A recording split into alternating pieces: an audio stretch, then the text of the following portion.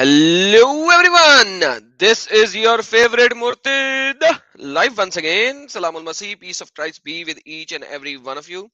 I hope you guys are having a lot of fun, a nice time, a nice day wherever you are, depending on which part of the world you are. Some people are sleeping obviously right now, depending on if they are in the other side of the world.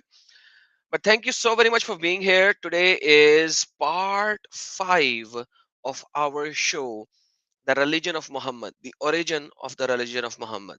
And as always, let me welcome our brother Lloyd Dijon to show us this session. Brother Lloyd, welcome. Thanks, Adam. Thank you. Glad to be back. Hello, everyone.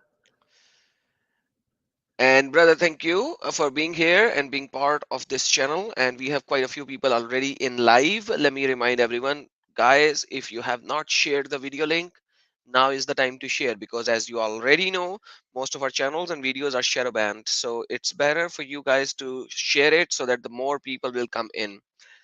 So let me just welcome the few people who are already here. Casey, Reason Answered, the Christian, and Marion, who is a very good sister of ours, always here. Hillside, always here. Most of the regulars are already here. Kim is here. RJ, Hillside, Reason Answers. So welcome everyone. Brian, Anthony, welcome, welcome, welcome everyone. Perfect. Thank you so very much for being here and love you all. Brother, the stage is yours. The mic is yours. Okay, fantastic. So let me just go to the presentation. I will start sharing, and we'll just dive right in and try and get this done today. All right. So I think I'm sharing my second screen. Okay, there Yes, we go. sir. The screen is. Okay, hey everyone. So just to very briefly introduce this thesis, we're going to be looking at archaeology, history, language, as well as Islamic sources, and we're going to be tracing the origins of Islam when Islam was, well, when Arabia was actually part of a large religion, pagan religion. So, in other words, the Babylonian religion was actually spread all across Arabia, from Mesopotamia, Turkey, all the way down to Yemen, right through Arabia.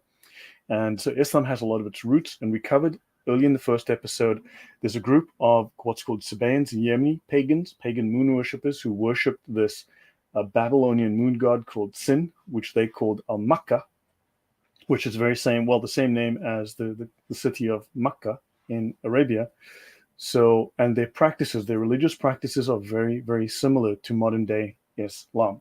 So that's what I'm going to do as an introduction. And so let me go here, and then I'm going to jump into the slide, into our first slide. I'll pick up where we left off last time, and we'll continue.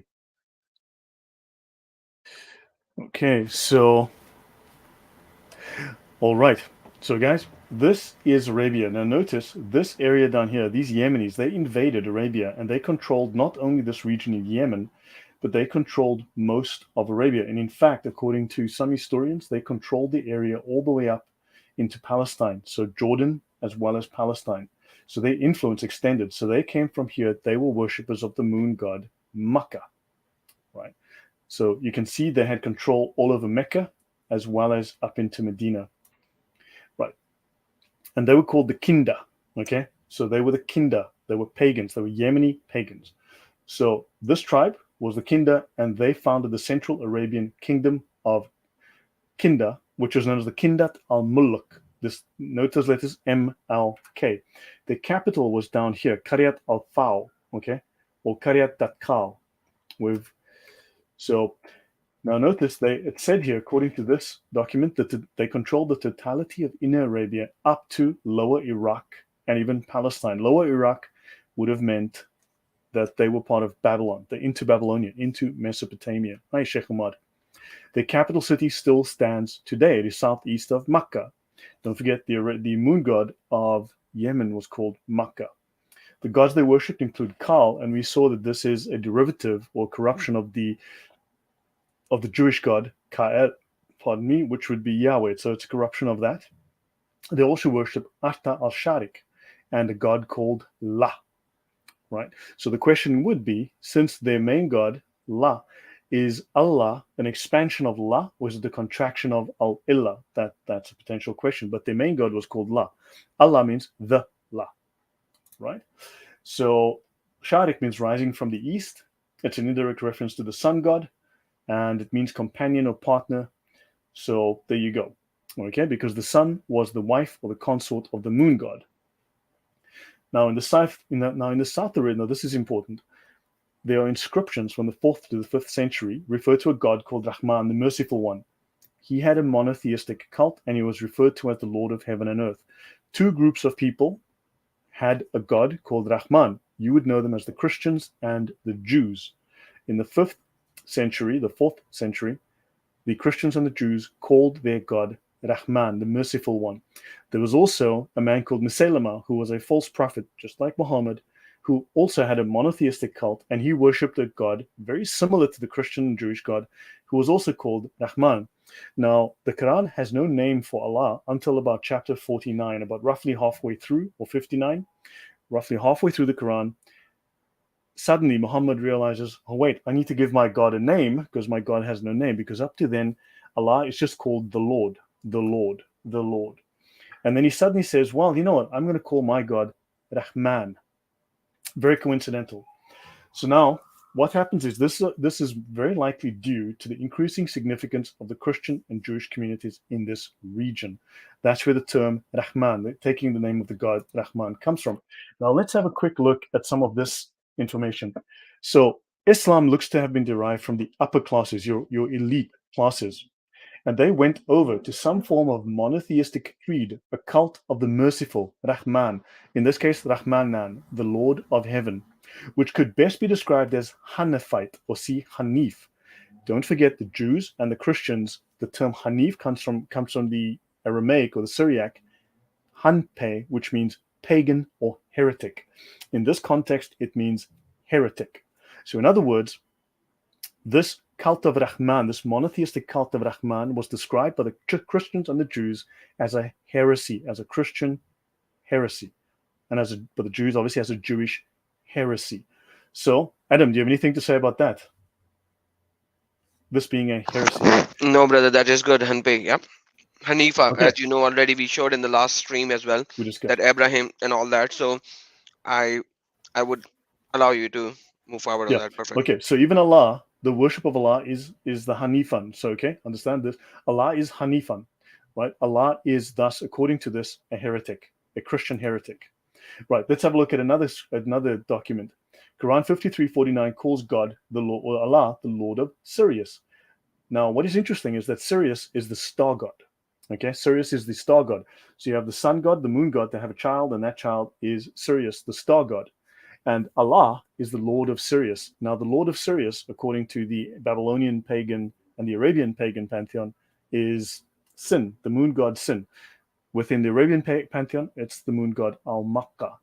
Now, if Allah is the Lord of Sirius, the star god, this would mean that Allah is Sin, the Babylonian moon god Sin. Okay? Now, the new monotheistic god is called Rahman in ancient South Arabian, described as the Lord of heaven and earth. And the Quranic name Al Rahman probably is related to that.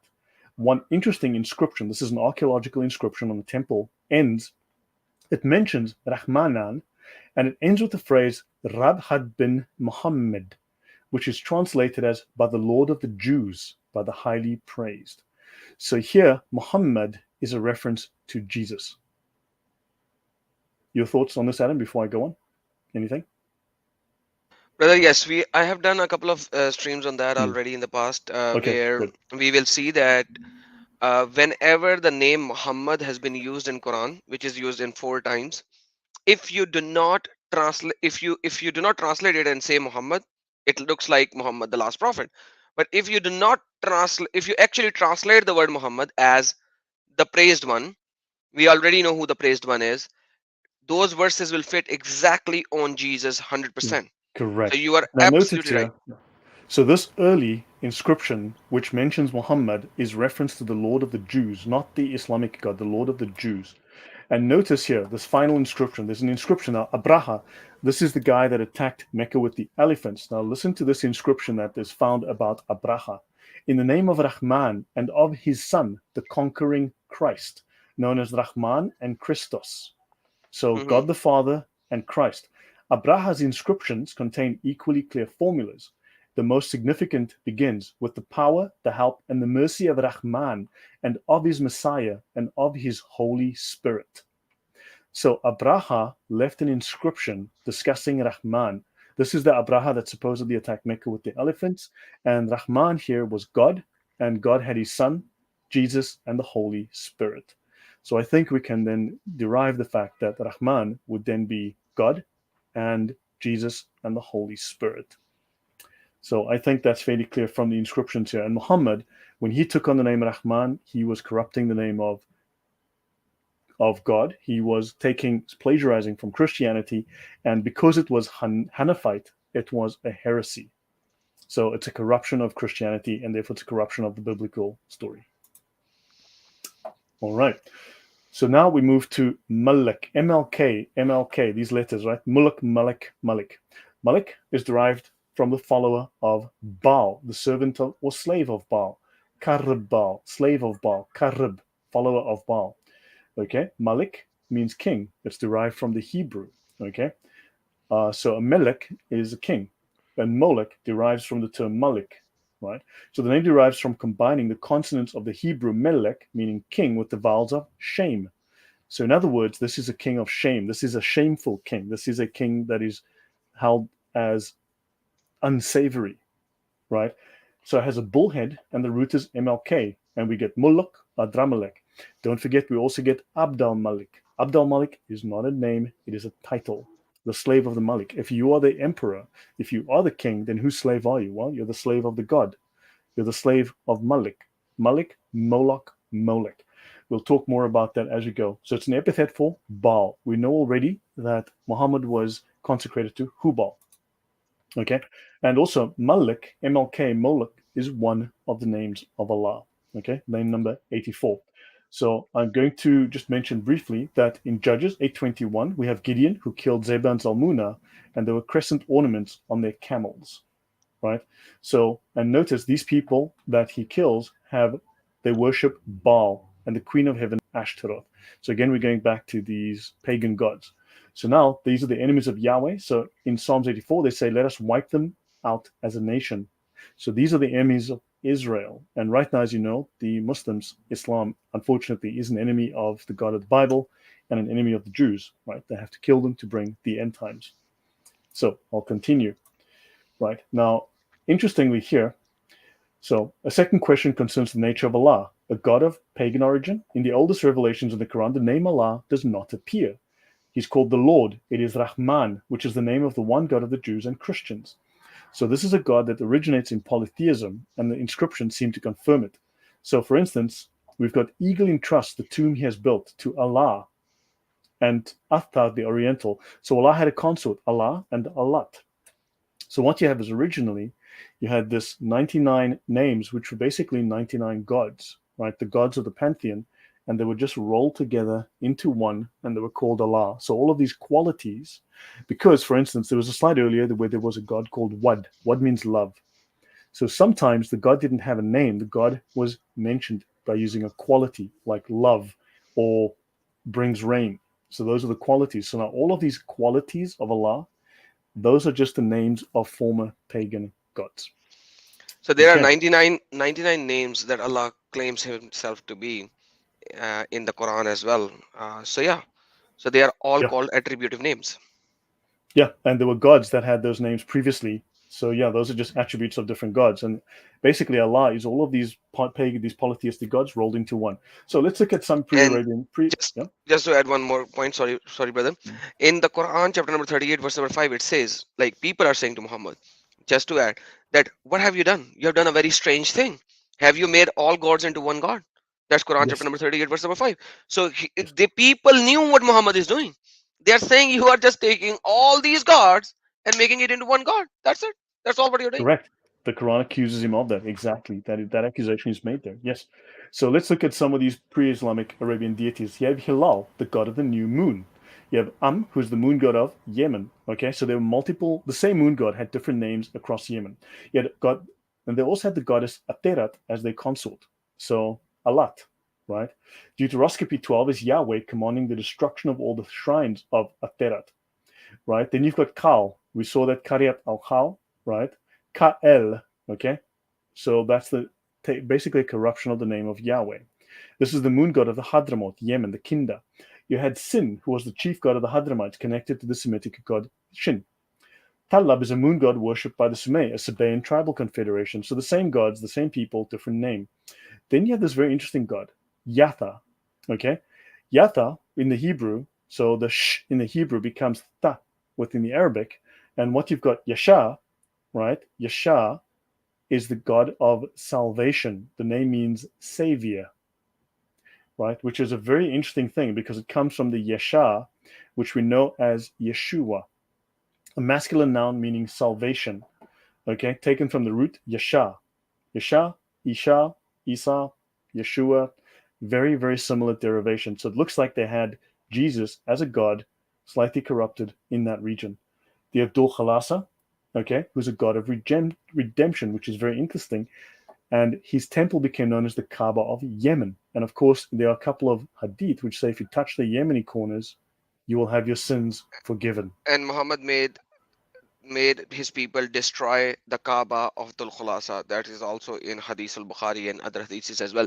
But brother, Yes. one thing is very important, is the sin. You said sin was the chief god of Hadramites. All the gods of Arabia, basically, was the They- chief god. He was the chief god.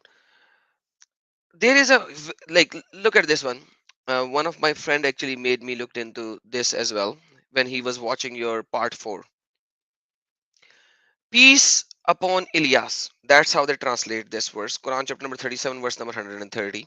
They translate it as peace upon Ilyas. Okay. But look at the Arabic. It says Salamun, peace, Allah, upon. It does not say Ilyas. It does not say Elias. It says Il, الياسين. Il, Ya, Sin. There are three words. Il stands for El. Ya stands for O. Sin stands for sin that you are showing. Cyn, Syn. Salam upon, al means the, il as in God, Mm-hmm. il, you know, The main il. god. It's not al, it's not alif zabar. So if it was the dash down here, instead of down here it should be on top, then it will become the. Okay, it's il, zair, with a diacritical mark underneath it. Il as in God of the Hebrew. Ya as in o, when you say O Lord, O, the God, O, seen. So you see what you are showing, it is actually in the Quran. Chapter number 37, verse number 130. It is right there. Forget the chapter name, Yasin, wal Quran al Hakim, innaka lamin al Murtazi. Forget that part. Even in Quran chapter number 37, verse number 130, it says, peace, Allah, upon, il, as in il, ya, o, sin. And look what how they read it. الياسين. I'm not saying that, right? I'm not even pronouncing it right Mm. now. And anybody who can read Wow. Arabic can confirm what I'm saying. How did it become Elijah? And how did it become Ilyas? It's It's just not. It's stupid. sin. It's the god of Babylon.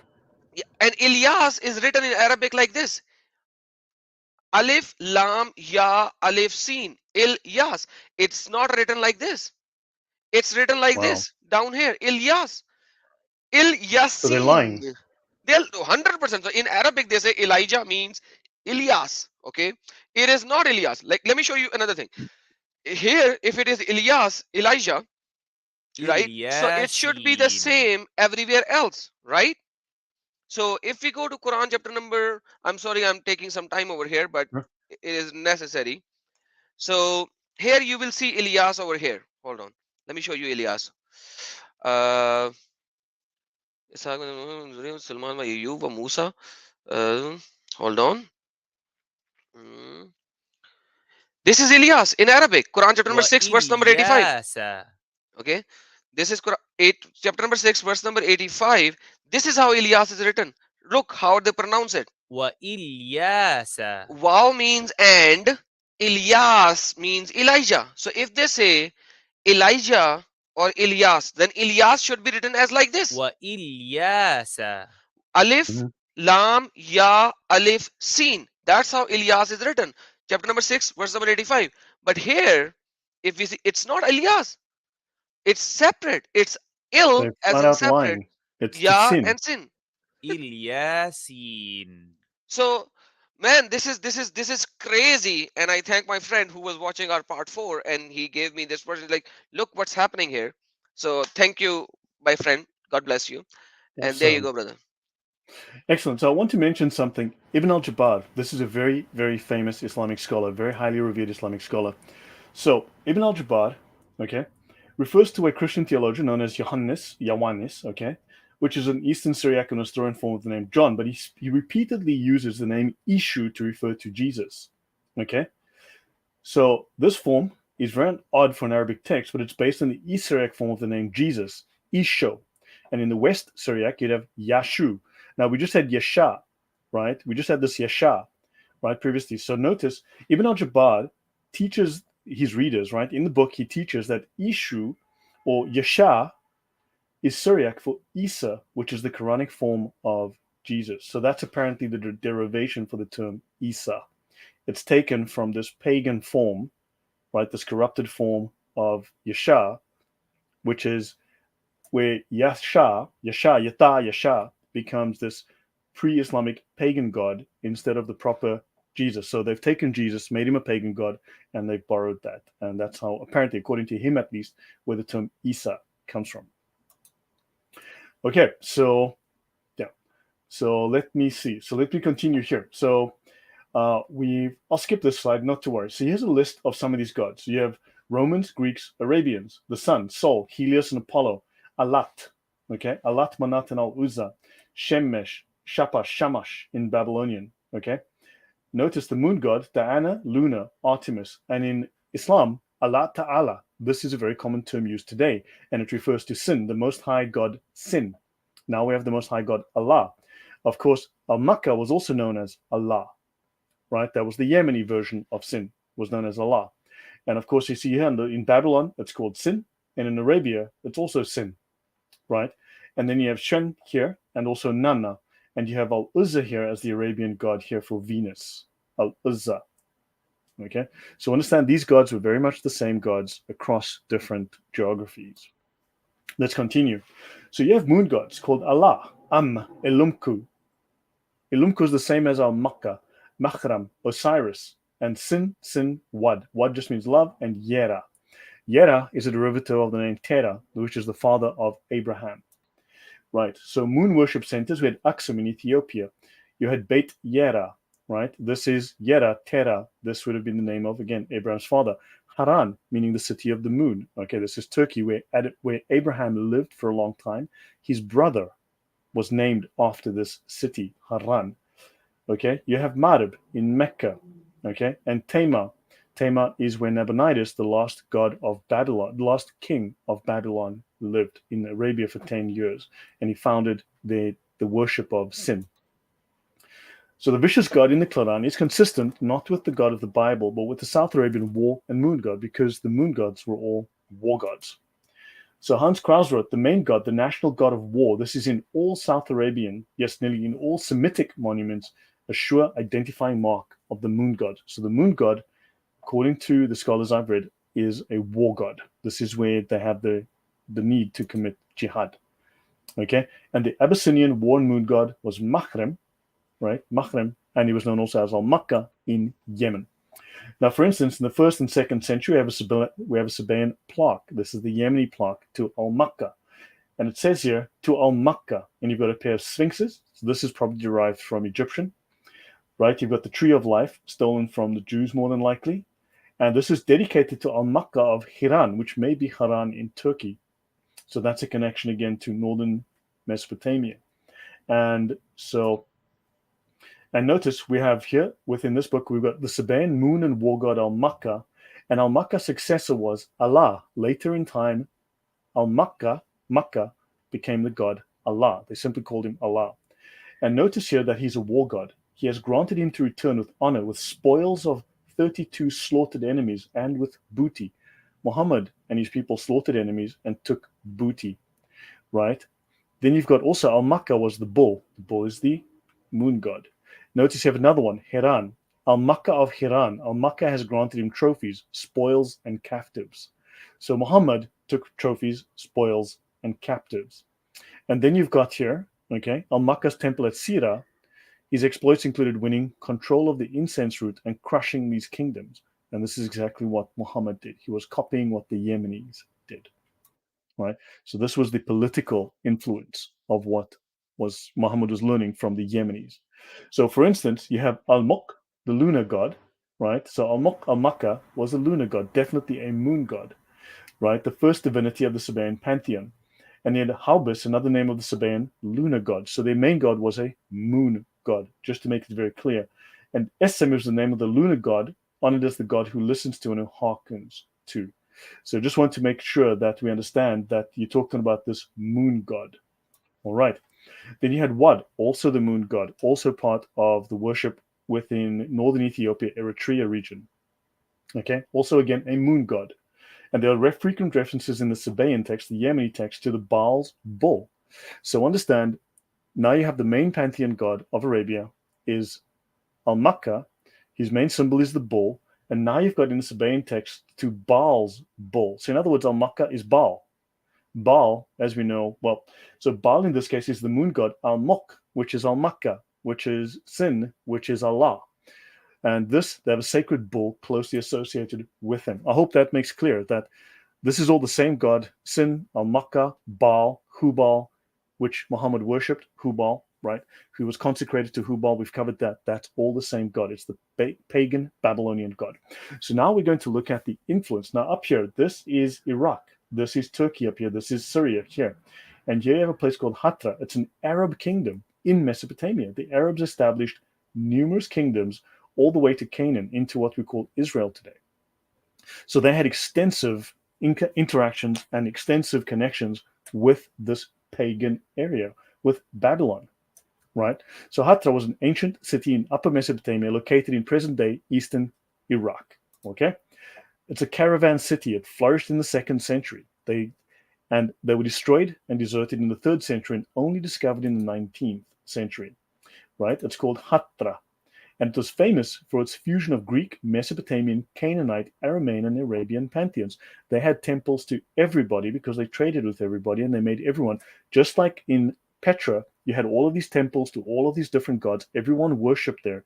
They did exactly the same thing. These Arabs in Hatra did the same thing. It was called the House of Allah, okay, Beit Elah, just like what they call the Kaaba today, the House of Allah. It was also known as the enclosure of Shamash, in other words, the sun god. It's possibly the capital of the first Arab kingdom in a chain of Arab cities running from Hatra through Palmyra, through Baalbek, and then to Petra. So Petra was one of many cities that had the very same structure. And they had temples to the Assyrian, Babylonian god Nergal, and the Akkadian god. They had Hermes, the Greek god. They had Athrodagatus, the Syro-Aramean god. They had Alat. Alat was taken from here to Mecca. They had Shamir, who was Arabian, Shams, and Shamash, the Mesopotamian sun god. And they even had Baal Shaman, the famous deity. So Baal was well represented. All of these gods were represented there with the Arabs. And of course, they would trade back and forth with Arabia and so on. Okay. And of course, later ones were called Malik, okay, the kings. So the kings of the Arabs, Malik the king of the Arabs. Let's continue. So let's look at some Quran surahs named after pagan deities. Yasin. We just heard that. Yasin chapter 36. This is called by Muslims as the heart of the unholy Quran. The meaning of Yasin is unknown. The scholars don't know. It's debated amongst Muslim scholars. We can't figure this one out. One interpretation is that it means, "O human being." How about it just means, "O God, sin," the Babylonian pagan moon god? Okay, supposedly chapter 36 is representative of the divine origin of the Quran. It's the deepest chapter of the Quran, the most important chapter, and it's dedicated to the main god of Babylon, sin. Right, Brother, so I think, yeah. just to add over here, uh, one of the interpretation is that it means al insan, but the second interpretation is that it is the name of the Allah Ta'ala. Yes. So you actually see both interpretations. So let me just show to the people that Mhm. before they actually say that we are lying, these are very important points for the people to know. This is Tafsir Ibn Kathir. You will not find this information in English. They do not translate it, and it says over here Wakala, and it is stated by Malik and Zaid bin Aslam, according to Malik and Zaid bin Aslam, huwa isma min ismaul Allah Ta'ala, that this is one of the names of Allah Ta'ala. And what you said is that Wasahak wal Hasan was Sufyan bin Uraita, Ain Yasin bimana ya insan means oh human. So they have both of the narrations over here, and majority says we don't know. But once again, both of these narrations are there. You are not lying. I'm just telling you, telling the people this is already there in Islamic scripture, both verdicts. Excellent, thank you. Yeah, so that corroborates what I'm saying. So let's continue. You've also got Al Qamar, the moon. Look, apparently someone pointed out I may have typed in the wrong verses. Okay, so I might have the verse numbers wrong, or the chapter numbers wrong. Okay, so just correct me if I'm wrong here. I may have the chapters wrong. I haven't fixed them yet. Okay, so I have a couple of typos here.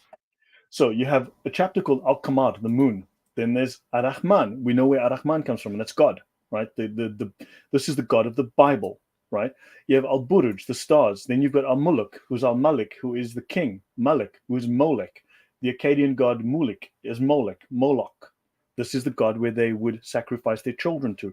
You will also read in the Sirah, just where the same way that Muhammad was consecrated to Baal, who is Molech, as we've now seen, that he also wanted to sacrifice his youngest or his eldest son to that god.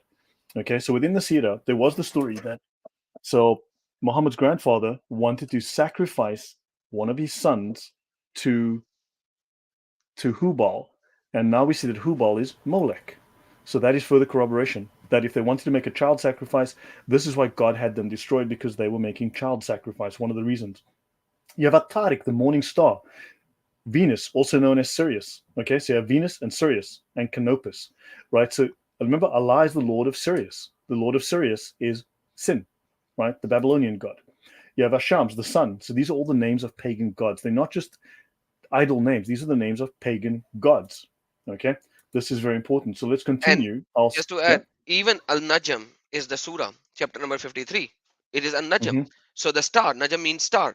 So Allah, so if you go to Surah Al Najm, like brother said, Allah is taking the swear by the stars, by the Yes. Yes. stars, Yes. Yeah. right? When it descends, An Najm. So so you have Sirius, which is the name of the star, and then you have Najm. So it's like the moon, the star. Why do moon and stars are so exalted? And brother, let me just add something very quickly. What happens is when we ask Muslims, hey, how can Allah, who is the God, is taking a swear on a star?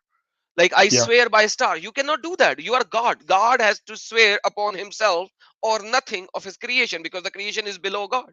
So Correct. how can Allah is saying, I swear by star, I swear by moon, I swear by this particular mountain, or because these were all gods and goddesses. That's what we are showing. That's why Allah can do all these things. Yeah, and Allah is swearing by one of the gods. So is Allah below that God? One has to wonder. One has to ask, right? Good question. Someone just asked me, am I using Quran for a reason? Yeah, the reason I'm using Quran is the book. Just so briefly, this is the Quran. It is the holy book of these guys here. Okay, the Quran is this. You guys can read this yourself. They got Yep. three letters here. Now, the earliest, just so you know, the very first symbol of this group was not a cross. Their first symbol was a crescent and a star. This is their very first uniform. This group used to have the Islamic crescent and star on their uniform. They only switched to a cross much later. So understand these guys, understand. We gotta do a live stream on Gnosticism, man. This will come over there. But understand, I just wanted to show you that. Okay. It's just that's why I'm calling it the Quran. So, okay, Sirius was worshipped by Nabonidus. Okay, so Nabonidus brought Sirius to, because you had Sin and then Nabonidus, and then you had Sirius below that. And Nabonidus, this pagan god, this pagan, sorry, king, the last king of Mesopotamia, of Babylon, he lived in Arabia, just north of Medina, right? So notice that they speak of that the Lord Alshira is the star Alpha Canis Majoris, which is very interesting. Sirius, the brightest star in the sky, and we've discussed that. Sirius was worshipped by Arab tribes before Islam. Okay, and here it stresses in this verse, He alone is the Lord of Sirius, that Allah, the creator of all beings, is also the Lord of Sirius. Sin was the head of this pantheon. Sin was the Lord of Sirius. In Al Jalalain, this is a star beyond the constellation of Gemini, which was worshipped in the time of pagandom. Tafsir al-Jalalain tells us, Ibn Abbas tells us, and that he it is who is the Lord of Sirius, which was worshipped, interesting, and he alone is the Lord of Sirius, a star worshipped by ancient pagans. This is in the translations. So understand, so we're talking here about Shin. Here you go, Shinain Ra, okay? Shira. So there you go. Just wanted to throw that out. Now let's have a look. Göbekli Tepe. We mentioned Göbekli Tepe in the beginning, the world's oldest group of temples. Remember Göbekli Tepe, in that location, there's something like 20 temples just at Göbekli Tepe itself. It's actually one of 20 temples.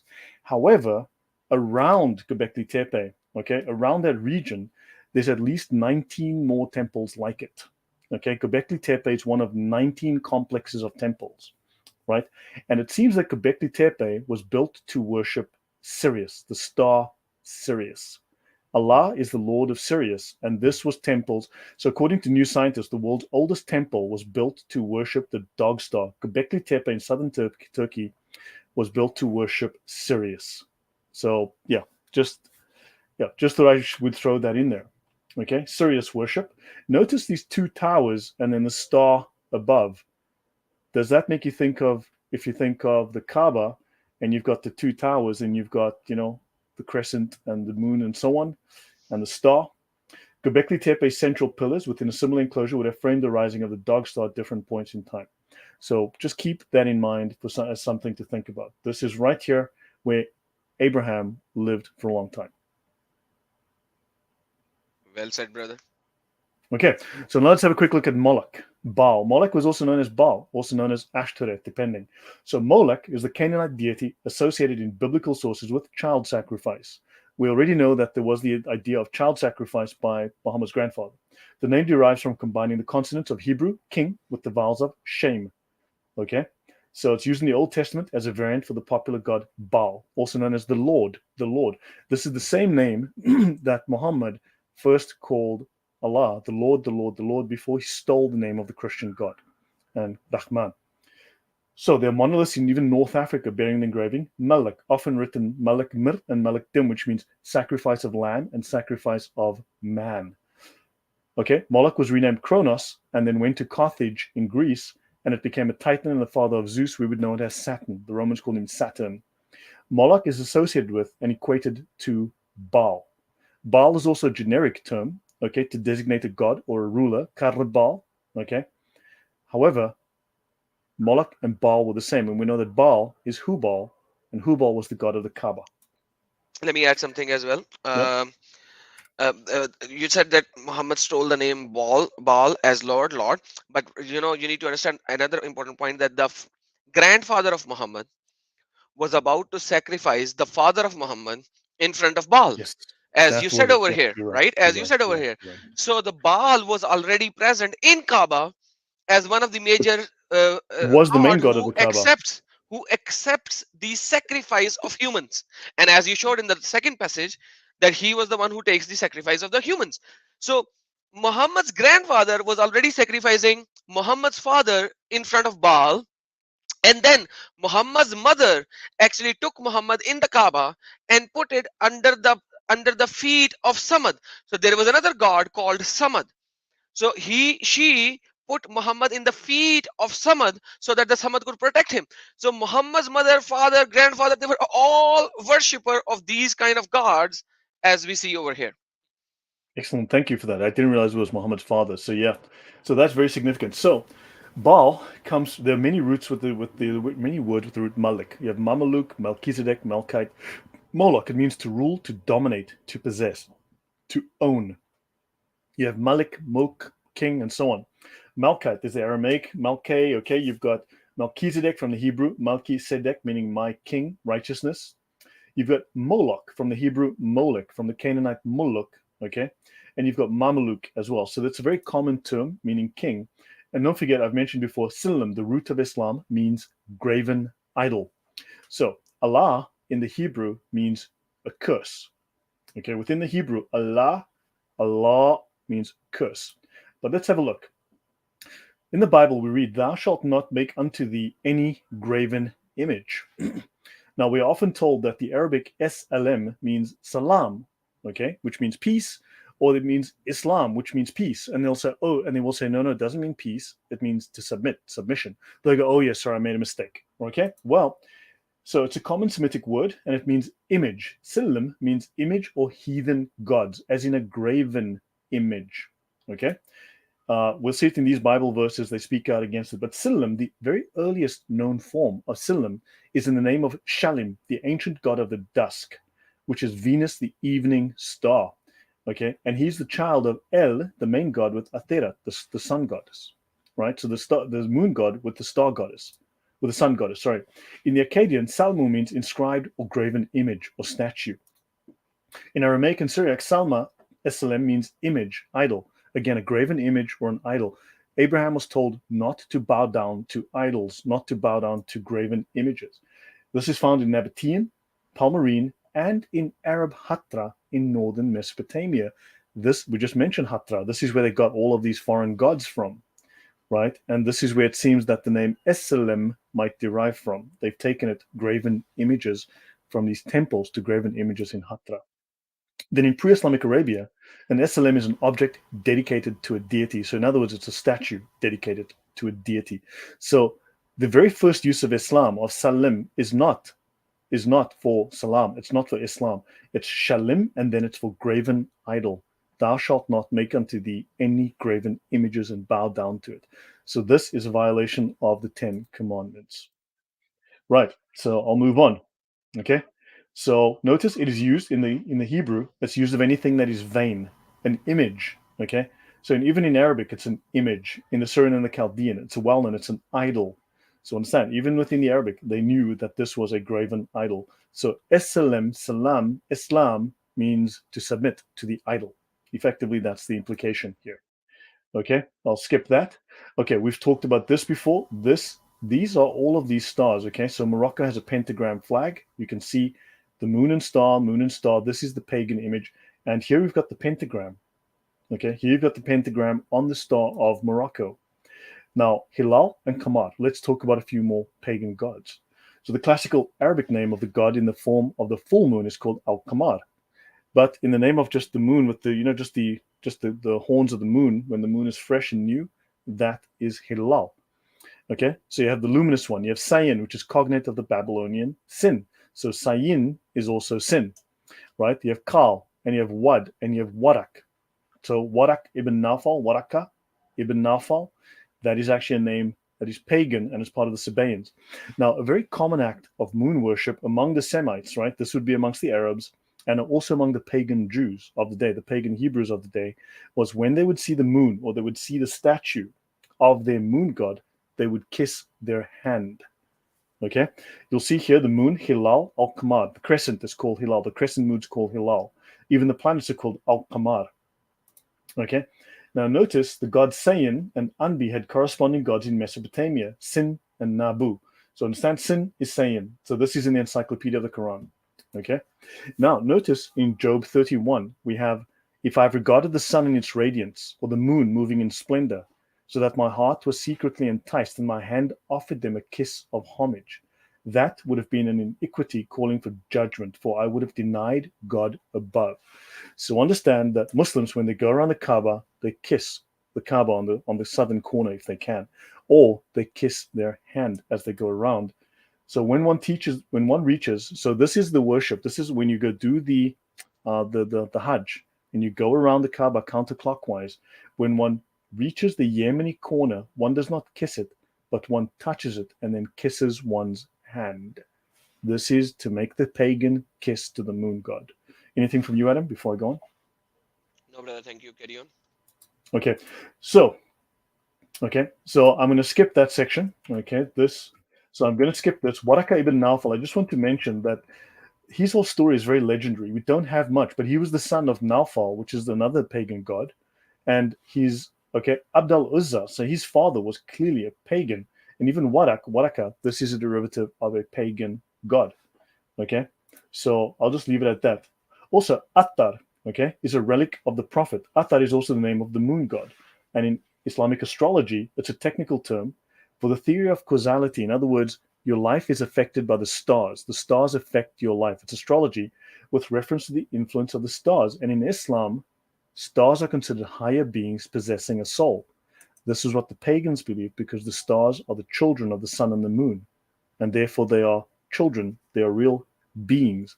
And in Islam, they still believe this today. Okay, so just I'll move on. Okay, so by oath of the beloved shining star Muhammad. So here they discuss Muhammad by the star when it setteth. So Allah Himself makes an oath, on the shining star. You can see this is a bit of fudging the story here, but Allah makes an oath by the star, and that is very strange. And even Abbas confirms Allah swore by the stars when they set. Why would it do that? Why would Allah do that? Is Allah understand for Allah to swear by a pagan god? It's crazy. Tafsir ibn Kathir confirms, I swear by the setting of the stars, and that is a great oath. Why would Allah make an oath on the stars? That is really, And really why is strange. it a great oath? That's an important point. Why is it a great oath? Well, why is it sorry? Why is it a great oath? Like it's not A just an great oath, it's a great yes. oath. Yeah, exactly. Exactly. So let's have a look. So in Islam, you've got, so in the Encyclopedia of the Quran, we're going to talk about light. Again, page 187, we talk about Kamar, the moon. Islamic letters have the Kamaria, the moon letters. Okay. Unfortunately, in Islam, one of the princes of Tajweed, reading the Quran basically, you have solar or sun letters, and then you have 14 solar letters and 14 moon letters. Now, why would you have sun and moon letters in Arabic? You have sun and moon letters, okay? And then, of course, the Prophet Al Rasul is pronounced as Ar Rasul, not Al Rasul, because Ra, don't forget that's an Egyptian god, is a blending sun letter. Ra happens to be, if I recall, the Egyptian sun god. So you tell me why that is there. Understand? So what is very interesting is that you've got all of these names. Okay, the Newell crescent moon is Hilal. Okay, so you've got an Arabic alphabet that is based on sun letters and moon letters, and in fact, you have earth, air, fire, and water letters. This is all taken from pagan occult practices. Okay, now interesting. Muhammad is called the Nur. Allah is the Nur. Okay, there's the Nuri Muhammadi, the light of Muhammad. There's the light of Allah, the Nur. What is interesting? The light refers to the sun and the moon. And where the moonlight is called Nur and the sunlight is called Diya. Now, interesting, Muhammad spreads moonlight. Muhammad is the Nur, Muhammad is the moonlight, and Allah Himself is the moonlight, not the sunlight. Why would they be the light of the moon? Which is very strange because it's a moon god and you are professing the light of the moon. Wouldn't you agree, Adam? 100%, brother. Yeah. So again, we're back to the moon. So the pagan moon religion. In other cultures, the moon was female and the sun was male. That was typically quite normal. The genders are reversed in Arabia. The moon is masculine, and the same happened in Babylon. The moon was masculine. The star is the sun, the child of the moon and the sun, and they fast from moon to moon in Islam. Islam is a lunar calendar, and Islam's mosques all have pagan crescent moons above them. This is Hilal, the crescent moon. Here we've got this massive building, right, with the world's biggest clock above Mecca, and you've got the pagan crescent moon. This is the horns of the bull right here, which is the moon god, and this is the ancient Babylonian symbol of the star and the moon.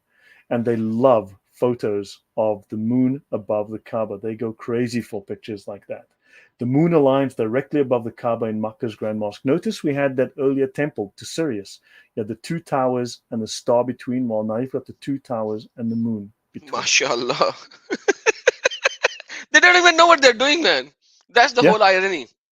They don't even know what they are doing. yeah. I mean, this is crazy stuff, right? Notice that the Kaaba doors, okay, these are the Kaaba doors. They've got the sun and the moon on them. The sun and the moon. The sun and the moon. These are the Kaaba doors today. They've got the sun and the moon on them. The sun symbol and the moon symbol, which is crazy. This is the previous doors before the doors were changed. This is the sun on the doors, the sun symbol. Okay, and notice in pre-Islamic era, so Yahweh, just briefly. Okay, Christians used to use the name Abdullah, the servant of Allah, as a baptismal name. Okay, Abdullah was also Muhammad's father's name, so the Christians used to use the name Abdullah, servant of Allah. Arab Christians also used the name Abdullah. Okay, but Christians had the God of the Bible in mind. Of course, Muslims, Abdullah was the name of Muhammad's pagan father. He was named after Allah, the Makkan moon god, right? Which we knew as Al Makkah, right? So the Makkan moon god was called Al Makkah. Interesting. Think about it. The Meccan moon god was called Al Makkah, right? Makkah, I think that's pretty linked. So, and also he was also called Hilal, the crescent, and Qamar, the moon. Okay. So the pre-Islamic Arab Christians, okay, called Yahweh by the title Allah.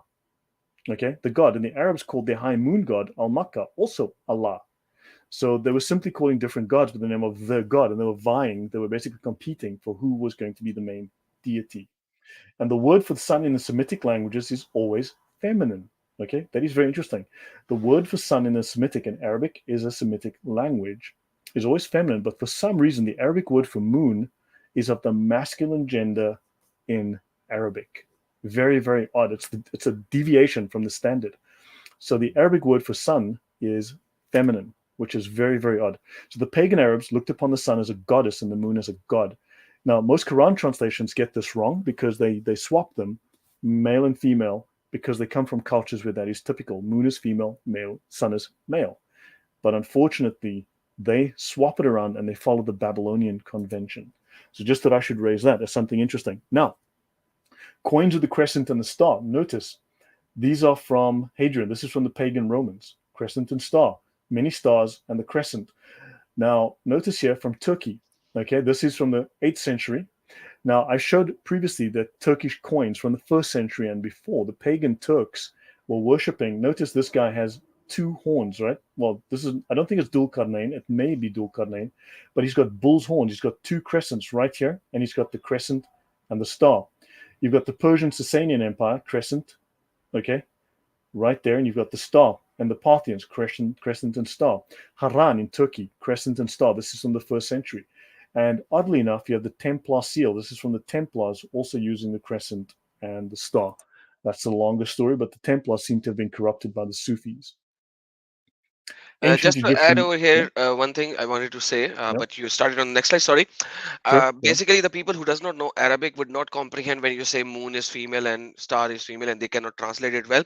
So the problem here is you need to understand Arabic. In Arabic, everything has a feminine or a masculine way. Like even a chair, a table, a wall, a tree. It's not an it. So they can actually define it as a when they are speaking. Uh, uh, the sentence structure defines the noun as male or female in the way they speak it. This is the same for Urdu as well. Means uh, when we speak, the sentence structure defines in a way whether we are speaking of an object in a masculine form or a feminine form. For example, bee. A bee in Arabic will always be a female. It will be referred as a female. It can never be referred as a male, right? Even though B is a kursi. Kursi will be like a chair, basically, will always be taken as a masculine. So basically, the whole idea is that in Arabic, all the nouns, whether they can have a female or can have a male or not, because a chair cannot have a male or female, but every noun object is defined in a sentence whether it is a male or female. So that's what Lloyd is saying, brother Lloyd. Excellent. Thank you. Someone asked about tajweed. It's the art of reciting the Quran. Okay. Yeah. Thanks, Sano. Thanks for explaining that. All right. So now let's have a look at the ancient Egyptian. Notice even in ancient Egypt. Okay. So these old stories here, ancient Egyptian moon goddesses, crescent and the star. So the star didn't always have rays. Often it was could be the sun in there as well, but also you have the star, as in Venus. Okay. So notice all of these crescents, crescent and star.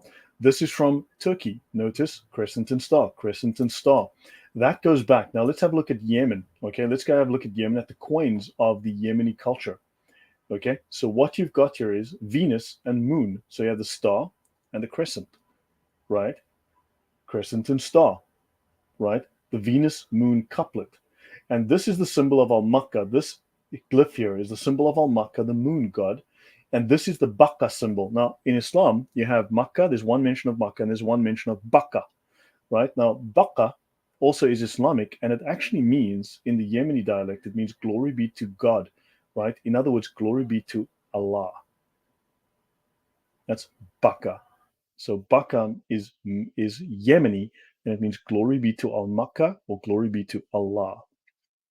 Okay, and this is a coin to Al Makkah. You'll notice three of these little pillars on top of the bull's horns. Three of these pillars on top of the bull's horns. Always three. There are currently three pillars inside of the Kaaba, and you'll see this repeated everywhere. All right, and you'll notice even on this Yemeni coin I got from another book, they have the name Sin inscribed on it. So the same god Al Makkah is also the god Sin. They worship the god Sin in Yemen, and Sin is Al Makkah, is Baal, is Allah. Okay, Dul Qarnayn, just briefly. So this is Dul Qarnayn, all right? So Allah's pagan moon association is seen on every mosque, yet Muslims tell us not to believe our eyes, right? We're supposed to believe that this pagan God who goes back BC is the same as the God of the Bible. They clearly are not. Notice though, you have King Dul Qarnayn, supposedly a good Muslim, and it means the two-horned one, or the possessor of two horns. Okay, so he had the crescent. What's the date of these coins? So some of these coins, I didn't put the dates, and I've got them somewhere. These would all be so. This kingdom ran from 800 BC, okay, to about 275 AD. So this kingdom was from 800 BC to about 275 AD. So they'll be in that range. So they're all pre-Islamic, and some of them will be 800 years before Christ, up to about 300 years post. Okay, so I can confirm these. I've got this. This is in. I can have a look at these books later. Okay, so now in the Quran, so you've got Dul Qarnayn, the two-horned one, referring to the crescent on his royal crown. The crescent indicates his allegiance to the moon god, right? So Dul Qarnayn watched the sun set in a muddy puddle, and it shows that Dul Qarnayn is a parable. Of course, it's myth. It's stolen from the Alexander romances. It's actually we all know it's Alexander the Great. They claim it's not. Okay, but obviously you've got the sun setting in a puddle, which is, in other words, it's a pro-lunar message. It's an anti-sun message. It's pro-lunar. And interesting, the Quran makes a mistake. I found her and her people. This is the Queen of Sheba, and they were the Sabians, who were moon worshippers. I found them prostrating to the sun instead of Allah. But of course, they were moon worshippers, so they've got this fact wrong, and they'll bend over backwards to try and explain it away.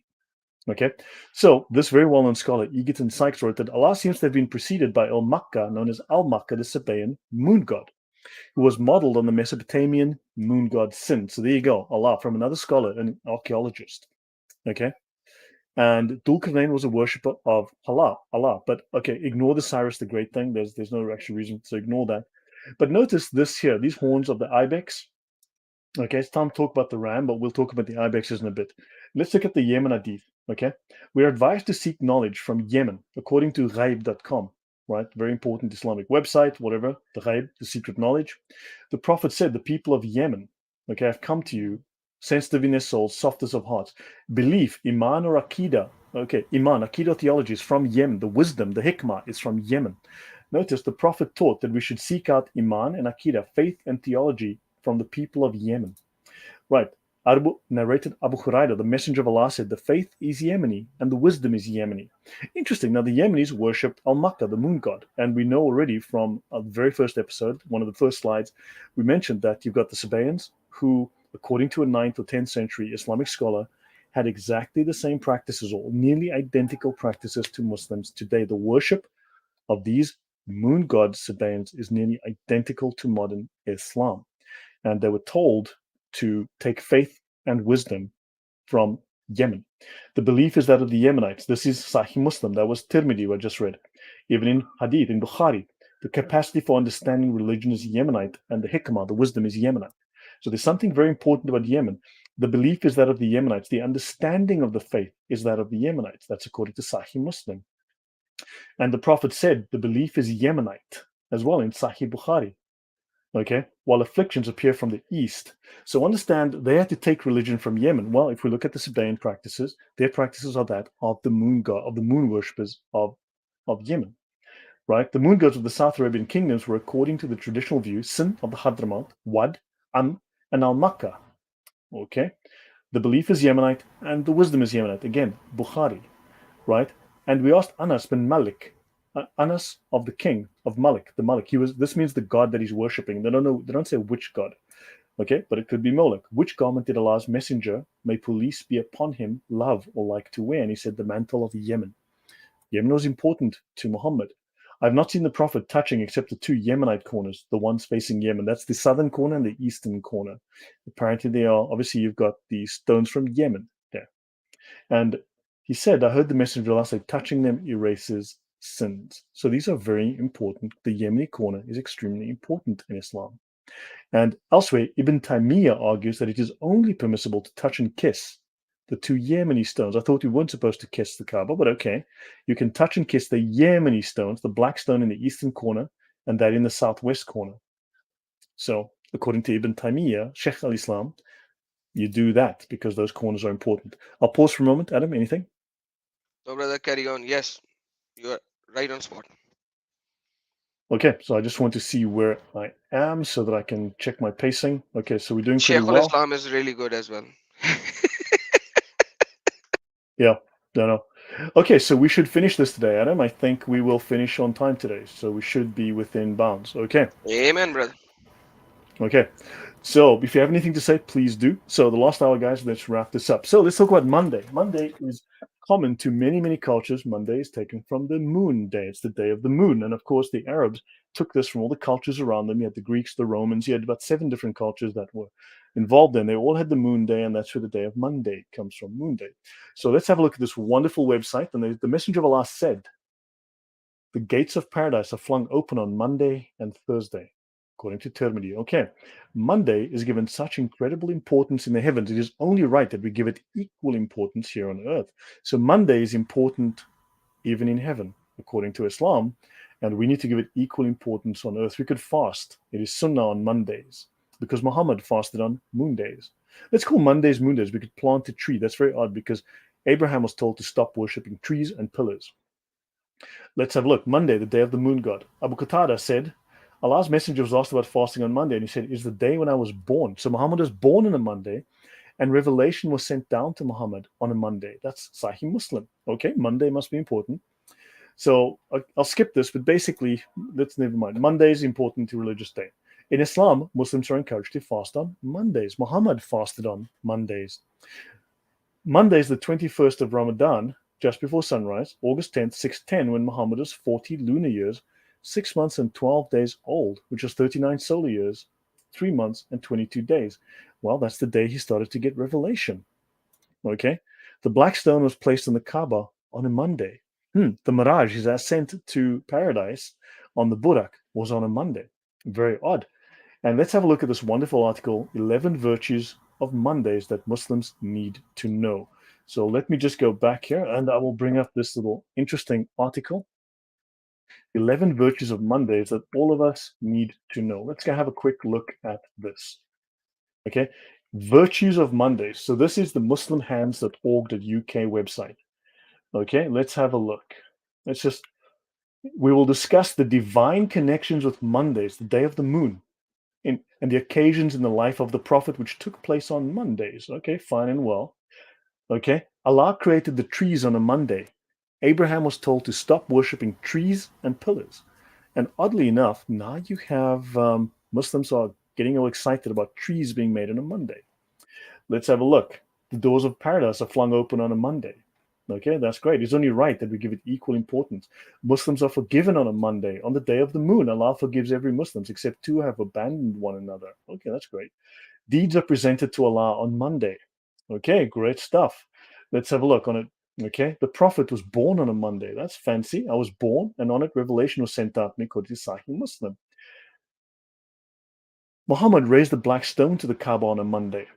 Okay, that's interesting. Okay, the Prophet was born on a Monday. He raised the black stone on a Monday. He received revelation on a Monday. The Quran was revealed on a Monday. The I'm Quran was sorry. revealed. I'm What? sorry. Carry on. I'm sorry. Yeah, the Mirage took place on a Monday. The Hijrah began on a Monday. Okay, that's great. The Prophet arrived in Medina on a Monday, and the Prophet died on a Monday. Do you think Moon Day is a little important? Yeah, Adam? I'm just adding some music behind it. So many Mondays, man. Yeah, I don't know how you collect these evidences, but it's just right on spot, man. Oh, and they call everyone else as mushrik. Come yeah. on, lad. And Recent Answer says note that trees on Monday was their number one item, the very first item, as if it's the most important, because according to the pagans, worship of trees was one of their things. They would worship trees and pillars. And Abraham, as I covered before, was specifically told to stop worshiping trees and pillars, pagan pillars. Yeah, trees looks Yeah, like pillars. crazy stuff, right? Monday. It's just another manic Monday. Yeah. Where's the I bangles? have never thought about that. I have read the rituals of Monday in my life, but I have never thought how much pagan that would be. But thank you, man. Like imagine I'm coming as a Muslim. It is a shock to me right now to see that connection. Wow, glad. Well, I'm glad I can shock you because I mean, man, you know so much more than me about some of this. So, I Not at mean, all. You are way far ahead, brother. okay, so let's look at Al Makkah, okay? Let's look in the Encyclopedia of the Spirits. That's fun. Lord of the Horned Goats, Lord of the Ibexes, also known as Il Makkah, Al Muk Ilumku Allah. Fascinating. Origin Sabaean, Yemeni. Okay? He was the preeminent deity of the South Arabian kingdom of Sabah, now modern Yemen, and he was sometimes called this great temple in Marib in Yemen was sometimes called the eighth wonder of the ancient world. It was dedicated to Al Makkah. His planet is the moon.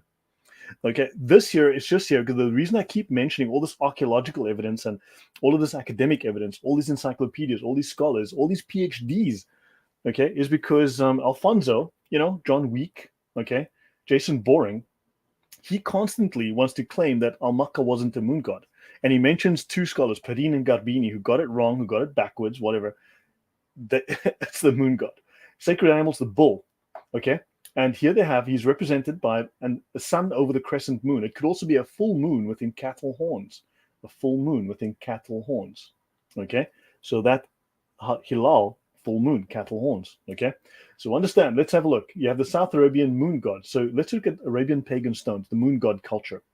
Here you've got the pagan horns of the bull, okay, the crescent moon, the hilal, and the star, right, and the star, right, and they mentioned here the South Arabian moon god remained supreme, and the sun goddess, and their sun was the star god, ranked always below him, because Sirius, remember, Allah is the lord of Sirius. The moon god is above Sirius.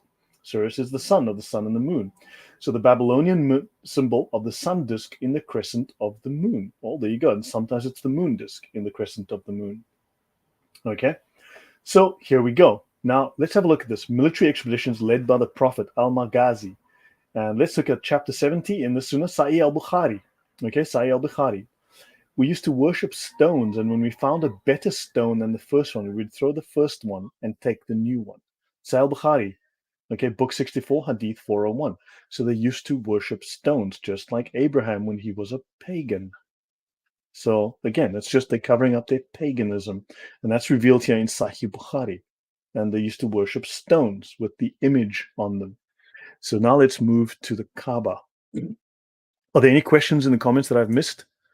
Okay, just at me with my name so that I can catch it. Okay, if you need to, if there's any names, just let me know, Adam, if you see anything in the chat. Yeah, sure. I So will let's do have a that. look. Let's look at the Kaaba. Okay, we've mentioned previously about slide 28 with Adam, with Abraham, who was told to stop worshiping pillars. Okay, so notice within the Kaaba you have 3 pillars. There used to be 6 pillars. Okay, There used to be six. I'm just going to quickly deviate to Quranics.com.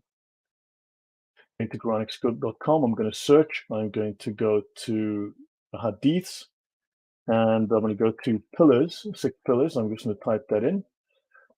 And notice in Sahih Muslim, and in it there were six pillars, and Muhammad stood near a pillar and made supplication. So let's just go there quickly. It's in Sahih Bukhari as well. I'll just take the first one. And he entered the Kaaba, and there were six pillars, and he stood near a pillar and he made supplication. Now, do remember that we showed that in the temples to Al-Makkah, they either had 8 pillars or 6 pillars. So remember that. They have 6 pillars because some denominations had 8 pillars and some had 6 pillars. So now you've got, yeah, I've got fastest internet. Thanks, man. I have 750 megabits. Yeah, unfortunately, you have to take this package here, and they don't give you much of a choice. You got to pay for it. But it's really fast here in Warsaw. It's crazy fast. Okay, so now you've got these pagan pillars, but notice this. Notice here, you've got this is the Kaaba in the middle, and here you've got the crescent moon right next to it. They're called the Hatim, and you've got the stars right here. You've got these little lamps because the stars are lamps, and you've got notice here, you've got the crescent moon, you've got the Kaaba. The Kaaba is black because the night is black, and the moon, of course, the moon is in the black sky, the night sky. Okay, and of course, previously the Kaaba was covered with the cloth of Yemen. The cloth of Yemen. Okay, let's continue. So let's have a look here. Right. So now this is an internal view. There are now 3 pillars. It's made smaller clearly. So there used to be 6 pillars, and Muhammad prayed to the pillar, just like Abraham was told to stop praying to pillars. Okay. Now have a look here. What you'll see is you've actually got this little circle around here in the Kaaba. This is the sun. This is the moon. We know that this is the moon. Okay. And the people are the stars. They are moving counterclockwise. And if you look here, this is Sirius, the dog star, and all the stars move counterclockwise around Sirius because the Kaaba is the same home of Allah on earth as it is in heaven, according to Islamic astrology. So Allah is here and everything moves around him. And on earth, this is his home and everything moves around him. And therefore, the Muslims go counterclockwise, just like the pagans did, around Sirius, the star. Your thoughts, Adam? Brother, you're already right on spot. By the way, every Muslim when they go to the Hajj, they have to offer, they need to, not have to, they need to, they want to offer prayer inside the Hatam, inside the inside the Hatam. If you go back to the previous one, and Sure. in during the time of Hajj, when they are trying to offer Nawafil inside the Hatam, usually it is so squeezed that a Muslim, when Mm. he was go to the Sajud, when they put their head on the down on the floor, they cannot because they're so close by to each other that their head will go on the back of another guy who is in front of him. Wow.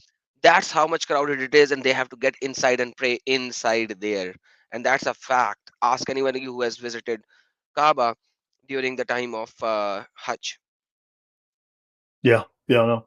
Yeah. So I mean, so someone is saying we used to worship stones. We still do, but we used to as well. Reason answer is yeah, we used to worship stones, but we still worship stones, but we used to. Exactly. They worship the stone. Yeah. Exactly. Yeah. Thanks, Adam. Thanks for that. Yeah. I mean, this is crazy. So, guys, this is the people. The people are the stars. Okay. And you can see here's the disk of the sun. The sun is bigger than the moon, and here's the right. Let me continue here. Now, notice it says they say a prayer when circumambulating the Kaaba, even with the rain spout at the top of the Kaaba. One says, "Give me to drink from the cup of your Prophet Muhammad, after which I will never thirst." Now, obviously, that's basically you get double reward there. Fantastic, Sheikh Ahmad. Yeah, I mean, this is basically taken from the Bible, but of course, I mean, Muhammad. This is plagiarized. This is from Jesus. I just want to bring this up very, very briefly. Okay, this is the life of Muhammad, the Sirah by Sayyid Akhtar Rizvi. This guy's triple Sayyid. Okay, triple descendant of Muhammad. It says here, entering the Masjid ul Haram, the Holy Prophet started breaking and demolishing the idols, just like Abraham did, oddly enough. Just like the story of Abraham. There were 360 idols fixed in the walls and on the roof of the Kaaba with lead or tin. Any idol near which the Prophet went and towards which Muhammad pointed his cane, saying, "Right has come and falsehood has vanished. Falsehood is destined to vanquish." The idol fell headlong on the ground with no one touching it. So Muhammad was Harry Potter. He could do magic just like Harry Potter. Just so we know. Mashallah. Yeah, just wanted to mention that for you guys, just so you learn something. Now, the Kaaba, brief overview. It's a cubical structure in the center of the Masjid al-Haram in Mecca. And the Baqarah verse, let me just change, the Baqarah verse established the Kaaba as the direction of prayer to which Muslims must address 5 daily prayers. Okay? Worshippers gather in the courtyard of the Masjid al-Haram. They circle the Kaaba 7 times, called tawaf, during which time they kiss and they touch the black stone, al-Hajar al-Aswad. Okay? And they touch it. It's in the eastern corner of the Kaaba. Today, 15 meters tall. It measures 10 by 5 by 12 meters, aligned roughly north, south, east, west. Now, it predates Islam and is claimed to have been first built by Abraham and his son Ishmael, although there are no archaeological findings whatsoever to support this. The pre Islamic Kaaba was rebuilt many times in Mecca, and they used it to house sacred objects, including the Black Stone. And the Quraysh tribe rebuilt the Kaaba with alternating courses, layers of stone and wood. The inner space was divided into 2 rooms, one of which housed the Black Stone. The interior walls were decorated with paintings of Abraham, Mary, Jesus, angels, prophets, and trees. Trees. Because the pagans would worship trees and pillars. That's why there were 6 pillars and trees, because Abraham was told in the Bible, stop worshiping trees and pillars. The exterior was covered with the habrat cloth from Yemen. And what's interesting, and we will come to that, this whole thing of having stone, wood. Well, because it used to be a church, and guess who used to build their churches like that? The Ethiopians. The Ethiopians built their churches like that. Okay, so let's have a look. So the shrine at this time had 2 doors and a wooden staircase for roof access, and then it was blah blah blah. It was demolished and then it was rebuilt. Okay, the Abbasid caliphs contributed to the design of the Kaaba. They covered it with the kiswa, a black cloth bought from Egypt. It used to be covered by a cloth from Yemen, oddly enough. Okay, and of course the calligraphy is now the Shahada. There's no God but Allah, and Muhammad is the Prophet of Allah. Blah blah. I'll skip all this. Okay, the Hatim is the circular wall. It's about 1.25 meters tall, and it's supposedly also built by Abraham. The black stone is in the eastern corner, but okay, let's skip that. Notice originally, even according to Bakum al Rumi, so you talk according to the Sirah as well, they put in 6 columns originally. Now there are 3 columns. Okay, there were 6 monolithic pen. Okay, now notice an inscription. Let's go back to Yemen, to one of the major temples there to go the god Al Makkah. It says 6 monolithic pillars, mentions Al Makkah of Baran. So in other words, rebuilt by the Ethiopians, exactly reasoned. Okay, and notice now, even within the Kaabas, remember there were Kaabas in Yemen as well. These temples to Al Makkah, to Makkah, the temples to Makkah would have 6 monolithic pillars, and they mentioned Al Makkah of Baran, so they had pillars as well to their god. Okay, and notice the ibexes and the bulls, okay, are moon god symbols, and the warriors with severed hands, because they had warriors with severed hands, show that Al Makkah was a war and a moon god. And the severed hands reminds one of the punishment set forth in the Quran. Okay, and notice the angels circumambulated in heaven around the celestial Kaaba, and the Kaaba on earth was similar to the one in heaven. Tabari related that Muhammad connected the worship of Allah and the movement of the stars. So understand, so now you've got star worship. Now we're back to paganism. Let's continue. These statues of Mary and Jesus remained in the Kaaba from the time of Muhammad until the Kaaba was destroyed by fire in 683. And the house used to contain 6 pillars, just like the temples of Al Makkah. The representation of Jesus was on the pillar next door. This is according to Al Azraqi. Okay, this was destroyed in the fire at the time of Ibn al-Jubair or Zubair, and Atta said blah, blah, blah. Moving on. So now a little bit of history. Okay, 6 pillars, 5 gaps, 5 prayers. Yes, thank you, reason. 6 pillars, the gaps. You would pass through the gaps to go from the secular realm into the holy realm. Right, so you had 6 pillars, you'd walk through 5 gaps, 5 prayers. Don't forget the Kaaba. Just correct me if I'm wrong, Adam, but if you want to be extra Muslim and get extra points, you can also do 7 prayers. There's one that's Yes, later and there's one that's earlier, because they used to sometimes have 8 pillars with 7 gaps for 7 prayers.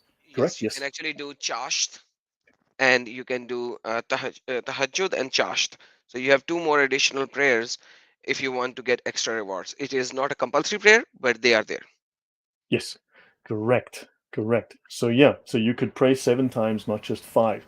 That's the 8 pillars or 7 prayers, the gaps. You go through the gaps. You walk through this fake entrance, right? These pillars are just these fake entrances. That's how you get to Allah.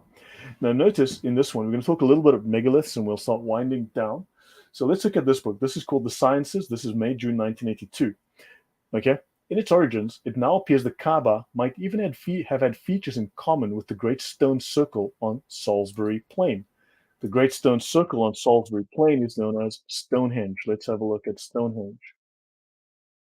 This is Stonehenge.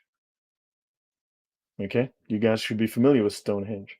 So it seems that the Kaaba originally might have had features in common with megalithic temples, right? And there was a proliferation of gods was worshipped. Some of them were tribal and associated with sacred stones and trees. Interesting. So the Kaaba had trees inside it originally, and there's a sacred stone in the one corner still today. Okay.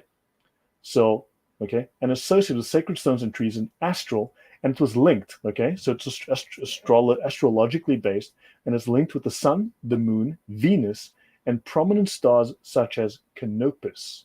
Okay, at the time, gods were worshipped who were linked to Canopus, Venus, the moon, and the sun. In the early part of the 7th century, the walls were built up, probably in alternate layers of stone and wood, just like the churches in Ethiopia, which is very, very interesting.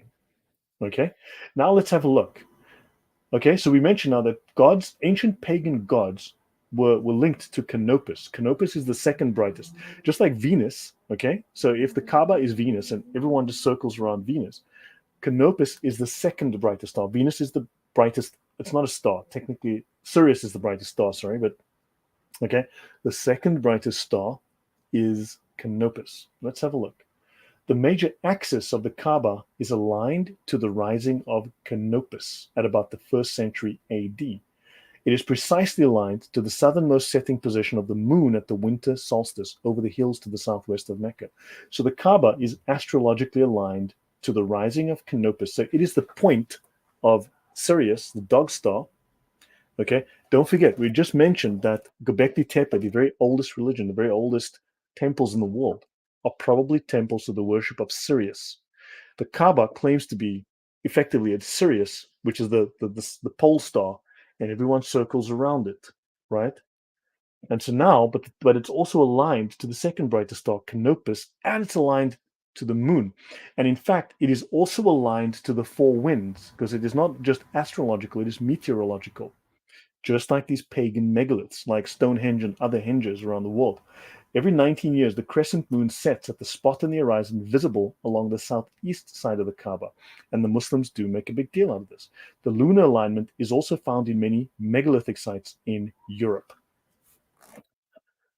Adam Seeker, so yes, Enoch talks about stars as entities, and the Ethiopian Bible studies Enoch as scripture. Yes, it considers it canonical, and yes, there is a connection. Yes, yes, yes, there is a connection. Islam considers the stars as living beings, living entities that have souls. Okay, living entities that have souls. So understand, we're now connecting this Kaaba, which has megalithic features, with, I just mentioned there's a place in Jordan. I showed you some of that last week, a place in Jordan, which is 9,000 years old, as well as which were these pillar statues. And then, of course, you've got these megalithic statues close by in Arabia, and then you've got these megalithic statues as well around the world. So there's a connection. This goes back to megalithic pagan worship.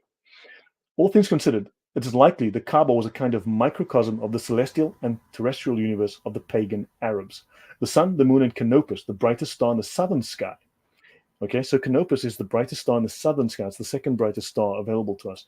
It's also aligned to the winds. In fact, the corners are named after the winds. Okay, the corners are actually named for the winds. The sides are named for the winds. So it is astronomical and meteorological phenomena that were intimately connected in Arab folklore. So the Kaaba unified the cosmos of celestial bodies, the winds, the rains, and the directions, and this way would not have been strange to the pre-Islamic Arabs. So the Kaaba is like an old, it's like a hinge, understand? So now you've got these very strong pagan connections, just like I showed you with Stonehenge, with Göbekli Tepe, and even with that site in Jordan that I showed last week. Actually, let me just bring this up. I'm on slide number, oh bugger. I just want to find that site in Jordan in case I missed it. Let me put this here so you guys can see this. I just want to find that location in Jordan. Here we go. I think I showed you guys this last week. You'll see here, this is in Jordan. This is engraved idols, okay? This is a synonym. These are engraved idols. Look here, pillar statues, engraved idols. This is 9,000 years old. It's right here next to Petra. And just south across the border is that other place, which has 50 sites of these pillars in Arabia that I mentioned before. Okay? So graven idols and pillar statues from the Neolithic period. This is 9,000 years old. Okay, so let me continue. I'll run on here. Okay, so let me finish. Okay, we're nearly at the end. Any comments, Adam, before we're nearly done? No, no, we are going good, man. We are going good. Praise Lord. Okay, radio. So Atar is the gender fluid god. Okay, yeah. So Atar, Ishtar, Semitic deity whose role, name, and gender varied by culture. He was male or female, but always identified with the planet Venus, and in pre-Islamic Southern Arabia was worshipped as a god of war. Right. So again, you've got this very strong influence of the god of war, the god of jihad.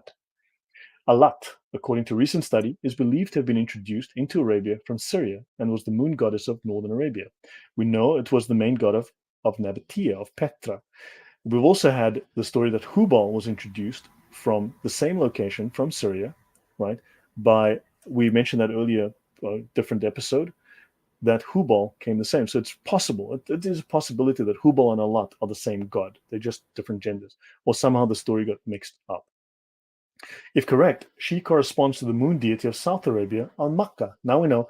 So don't forget, Muhammad, we learned from Islamic sources, he and Khadija worshipped Allah. At night, they would pray to Allah. And now we see here, Allah is Al Makkah, the moon god of Arabia. Al Makkah is Sin. Al Makkah is Baal. So Al Makkah is the moon god of Babylon, who is Shin or Sin. Right? So now we see Alat and Al Makkah are the very same god. So Muhammad would have been a Sabaean, a moon god worshipper. Notice he's also called Sin. Okay, Alat happens to be female, and Sin is male. Al Makkah is male. The difference is the gender. So they would gender swap the gods sometimes. This is Jack Finnegan, the Archaeology of World Religions. Arabia shared the gods of Mesopotamia, being so close to Babylon, except the genders and the symbols of these deities were later swapped around. The sun god Shamash became the sun goddess, and in southern Arabia, Ishtar became the male god Atar. It's all the same deity, just renamed. Okay, so let's wind down, guys. So the temple was built. So now they speak of this temple built by Muqarrib, okay?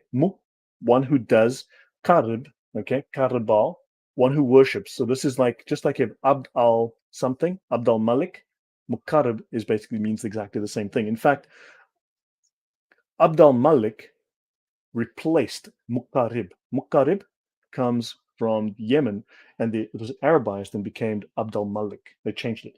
So a priest king. So notice they had priest kings. Muhammad was a priest king, and in fact, they are warrior priest kings. And this temple was dedicated to Al-Makkah. Al-Makkah, or Al-Makkah, was the moon god, corresponding to Sin in Mesopotamia. So just more confirmation that Sin and Al-Makkah are the same god. And also known to the Hadramautians as Sin. So all across Yemen, he was known as Sin. His consort was the sun. His wife was the sun. Shams, the same as Shamash in Mesopotamia. Their son was Atar, the planet Venus. And he corresponded to the Babylonian Ishtar. Excellent. That's from the Archaeology of World Religions. So now we can see, okay? So this is from a thesis submitted by this guy. He's a Muslim, okay? A stylistic and comparative study of unpublished pre-Islamic stone sculptures.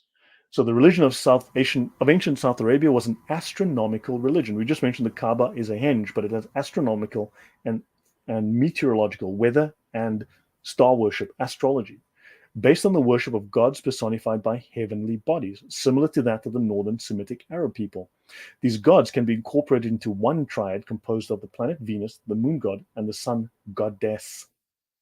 At the head of the pantheon stood Atar, the god identified with the planet Venus, who was accorded particular veneration, and to whom most of the shrines in South Arabia were dedicated. So some of the new gods would come and supplant the old gods. They would change.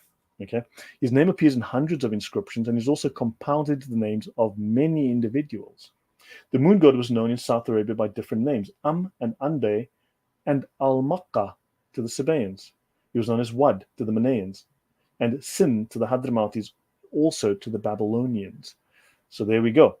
Right, the third of the triad is the sun goddess. So hopefully this is just additional confirmation. Okay, strong additional confirmation of what I've been saying. Muhammad's sons, he had a son called Abdalat and Abd Manaf.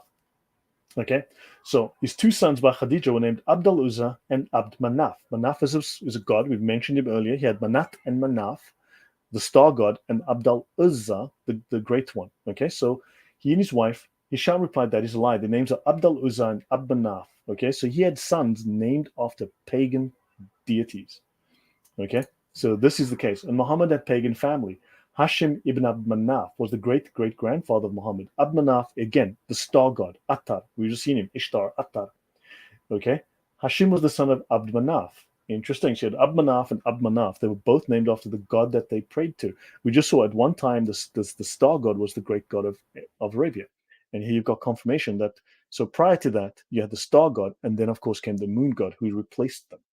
Okay, don't forget, we said the Kinda invaded and so on, and other groups invaded. And you had, again, we mentioned Nabonidus came from the north, from Babylon, from the east and down south.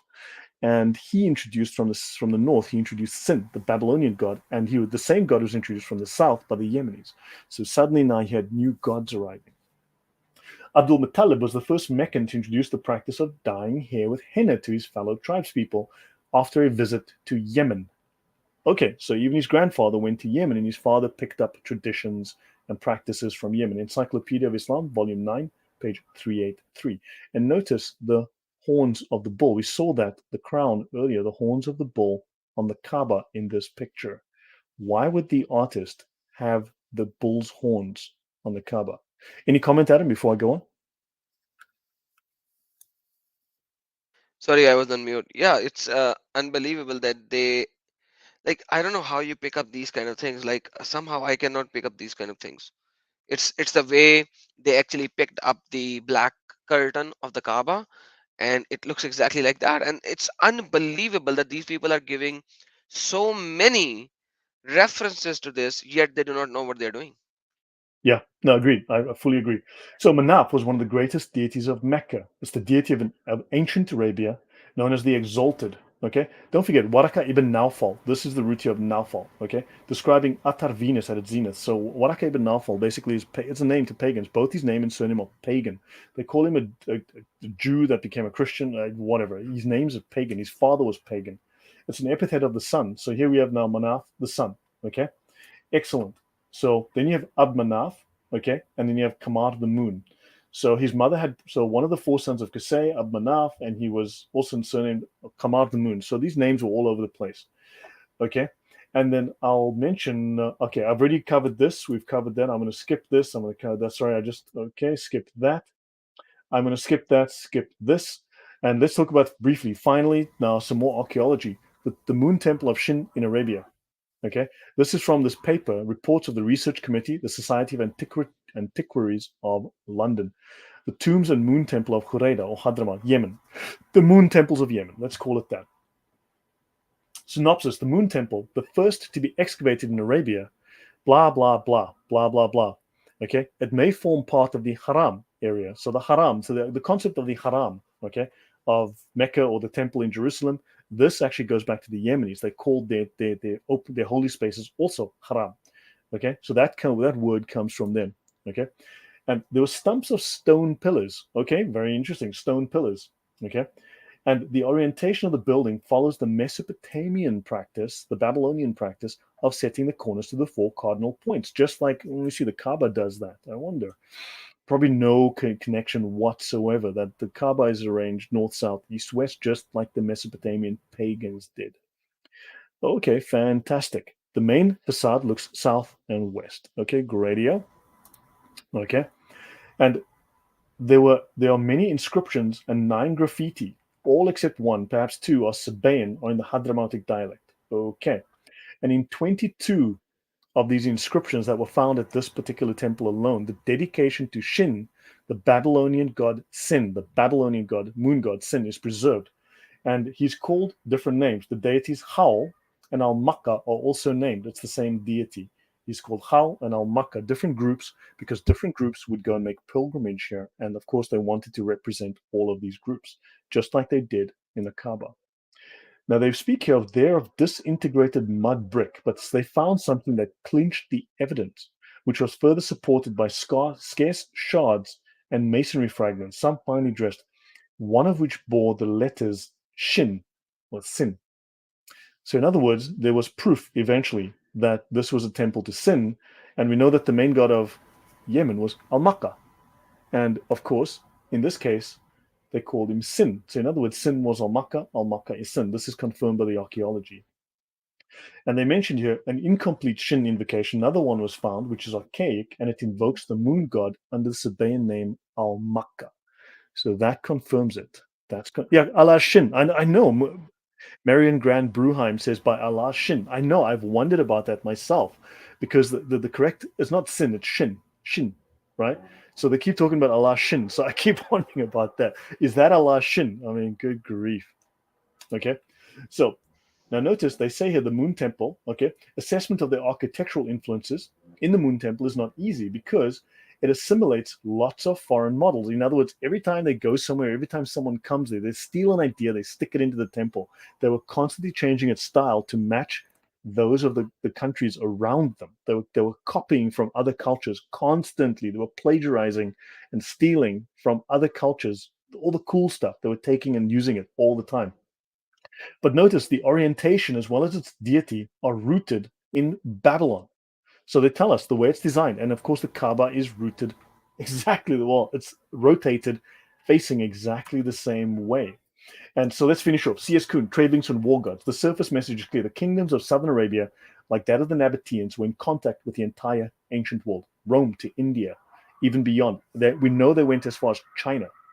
They are objects of Roman, Greek, Egyptian, Mesopotamian, and Indian manufacture.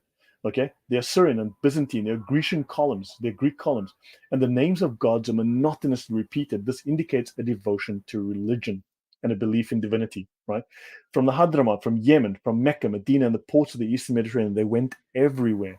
It was the principal and only route by which goods from India were transshipped and carried over land. They were on the major trade routes. We discussed in the beginning, the trade routes was how the religion spread, how ideas spread, how new things came through the trade route.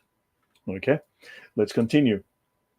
There are two Sabaean periods. The earlier called the Mukarrab period, which the king bore the title Mukarrab, which indicated the primarily priestly office, and a later, which was called the Malik, the common Semitic word for king.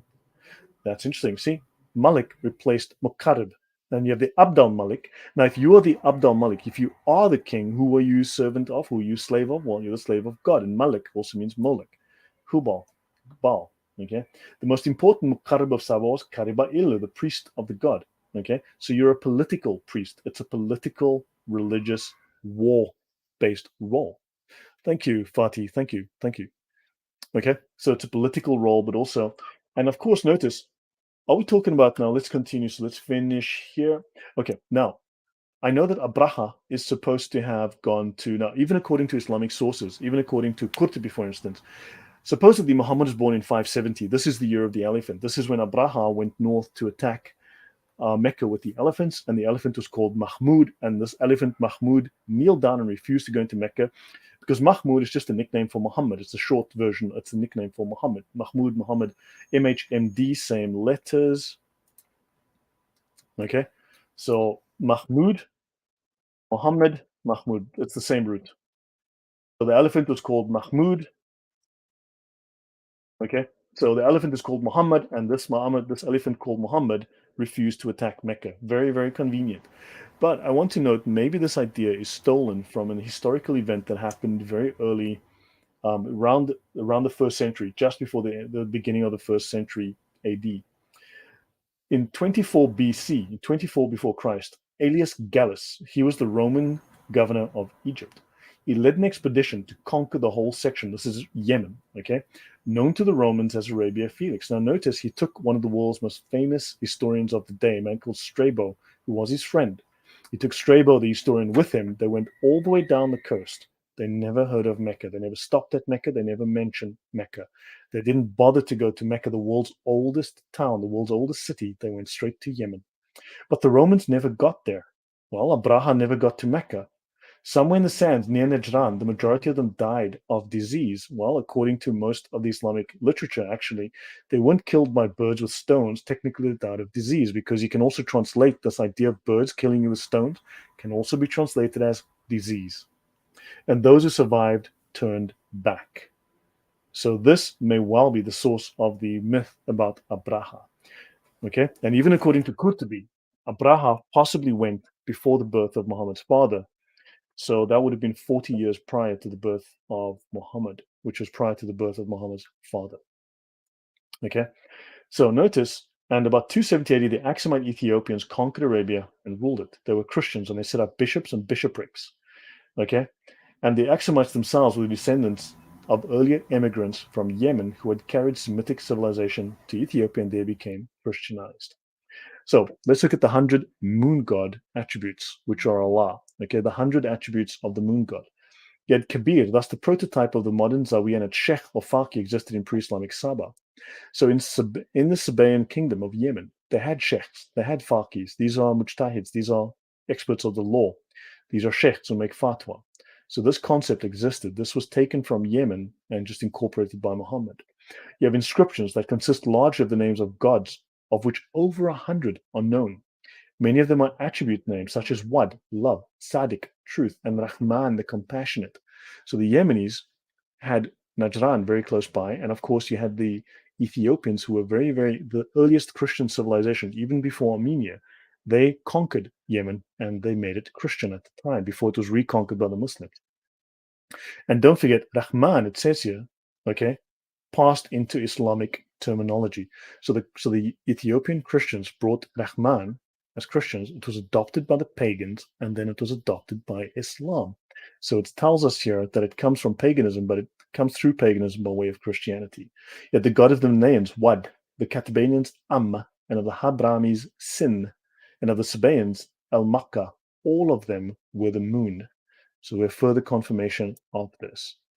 And Quran 38:5, maketh ye the gods one Allah. Lo, that is an astounding thing. And their leaders went about and said, leave him, leave Muhammad, and cling steadfastly to your gods. He has a hidden objective, he has a hidden agenda in this.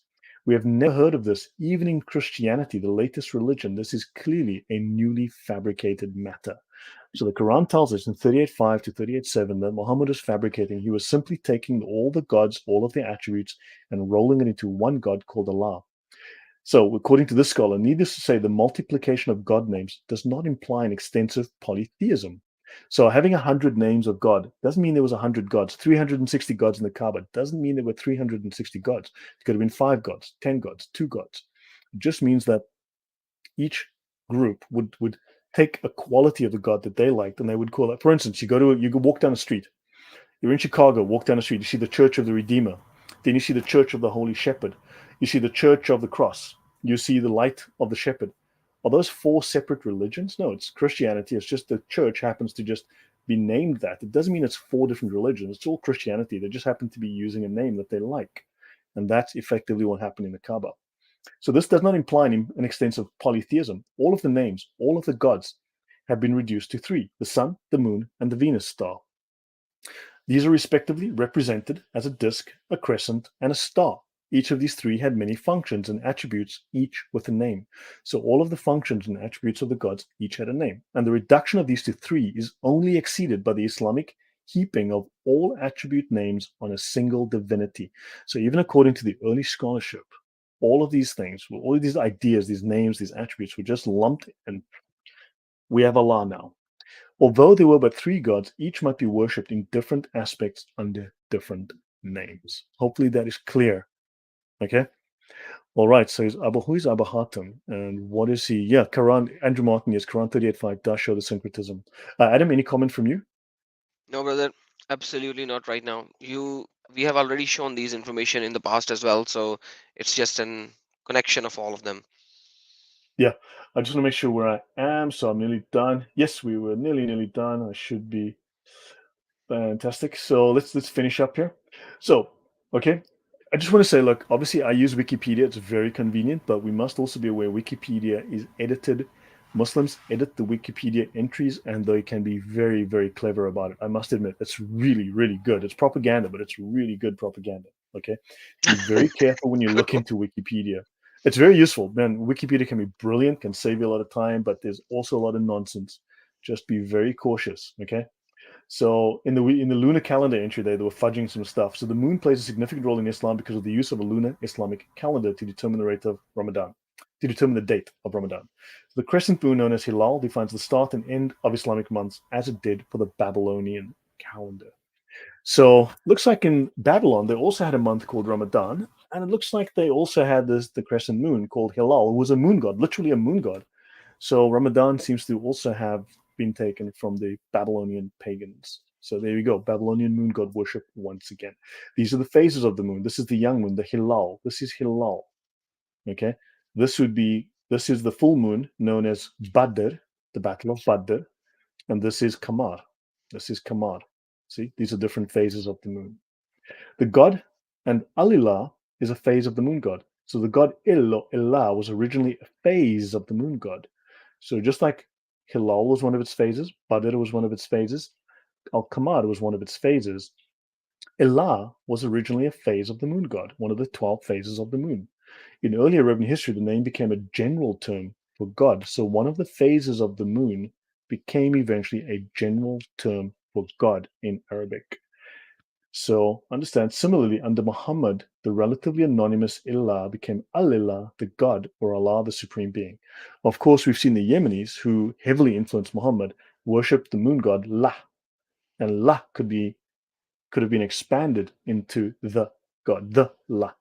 That could also be where Allah comes from. Okay, let us continue and finish. So we now know that the influence of the late classical world on the Sabaean kingdom cannot be overemphasized. The Greeks, the Byzantines, must have been imported to the Sabaean state to make the statues and carve stone. This is why, again, Alfonso would state, oh, but those were Greek and no, no, no. They brought these people to their kingdoms to carve for them. They were the experts. That's why you have these Greek-looking statues. In earlier periods, the Egyptian Mesopotamian influence was equally important. The South Arabian cities were commercial metropoles of a cosmopolitan character, grafted on simpler agricultural state. So they had lots of influences from the Western world at that time, at least the pagan West. When I say West, I don't mean America today, right? In which imported goods and styles were probably important. Let's look at the old as the new, the Imamate of Yemen, a modern priestly kingdom. So these ideas can last for centuries, for thousands of years. The transition from moon, sun, and Venus and worship, okay, the transition from moon, sun, and Venus worship to Islam and from Sabaean speech and writing to Arabic was not a drastic and a complete change, as the Yemenites themselves may imagine. Although the trade upon which blah, blah, blah. So it wasn't a huge change for them. The culture is actually very, very similar to how it was 1,000 years ago, 2,000 years ago. The Imam himself was the successor of a long line of holy ancestors. He calls himself by the title Amir al-Mu'minin. Well, that looks like a pagan title from Yemen, Commander of the Faithful, which is equivalent to Caliph. So Caliph, the Islamic Caliph, originally takes its title from the Amir al-Mu'minin, the believers, which looks to be a Yemeni title, which was a pagan title. And the modern Yemenite system may without difficulty be shown to parallel the social organization of the Sabaeans. So modern Yemen is very much similar to ancient pagan Sabaeanism in its culture. Okay, so one would not expect it to be identical. Modern Yemen is the composite remnant of many earlier states adapted by a shift in religion and by northern influences. But those influences, the original Sabaean cultural influence, still remains. So, sin. The symbol was the crescent moon, and the cult of the moon god was the most popular religion throughout ancient Mesopotamia. You had Shin, Shin, Shin. We know this. Sin is a name, Sumerian in origin, which had been borrowed by the Semites. Okay, right. Muhammad was a Sabi, and we'll finish here so soon. It was said that the Sabians of Haran, that they used to make a yearly pilgrimage to the pyramids of Egypt. So these Sabians of Haran, now we're talking about the Mandaeans. They're known as Mandaeans today. They are Gnostics. They hate Jesus. They revere John the Baptist, and their god is Enoch. Enoch of the proto-canonical deuterocanonical book of Enoch, right? That's the Sabians. And of course, Maimonides says the Sabians are remnants of the ancient Egyptian priests who practice hieroglyphic magic, system of language encoding that can engineer consciousness. You know, earth, air, fire, water. Well, the Islamic letters are also earth, air, fire, water, sun, and moon characters. Why? Because it's designed to use magic. Harf, huruf, okay, akhruf. Let's look at the akhruf. It does mean word. It does mean a reading. It does mean a dialect. It also means onomatomancy, a magical practice based on the occult properties of the letters of the alphabet, the Arabic alphabet, and of the divine and angelic names which they form. So the akhruf actually means occult magic. Okay, yes, it does mean letter. It does mean a Quranic reading. The most important meaning is the science of the ahruf, which is just the plural of harf, huruf, ahruf. It is a magical practice. That's why the characters have sun and moon, earth, air, fire, and water. So this is all about the occultism. Thoth of ancient And Egypt was a moon deity. Yeah. by the way, just to add over here, when Muhammad said that I received Quran in sab ahruf, means seven ahruf, seven Hmm. harf, seven letters supposedly. Nobody knows what those seven letters are. No one. They are always searching what it is, what is this means. Muslim scholars are fighting with each other on what does that means. They do not agree on that, and that is why this is written in Encyclopedia of Islam. What you're showing, that they are magic. They just can't define it. So they are Well, magic in they reality. can't tell you. I think they know exactly what it means. They obviously can't say it. They're fighting just to confuse people, but they know for a fact what it is. They know what Hmm. it is. They just can't. Just like they know that Yasin is the Babylonian god Sin, but they go, "Well, we don't know. Nobody knows." They know for a fact it's the moon god Sin. So yeah, so now you've got again, there's so many moon deities. Okay, there were many moon deities in Egypt as well. Thoth is Hermes, and of course you have the father of Gnosticism, which is effectively the father of Satanism. And now let's go to Da'if Bukhari, Volume 1, Book 7, Hadith 340. She asked where. They said, take us to Allah's messenger. She said, do you mean the man who is called the Sabi with a new religion? They replied, yes, the same person. So come along. They brought her to the prophet who was known as a Sabi, the Sabians, the Sabis. These now, for instance, Muhammad might have been a moon worshipper and then he could have become a Gnostic.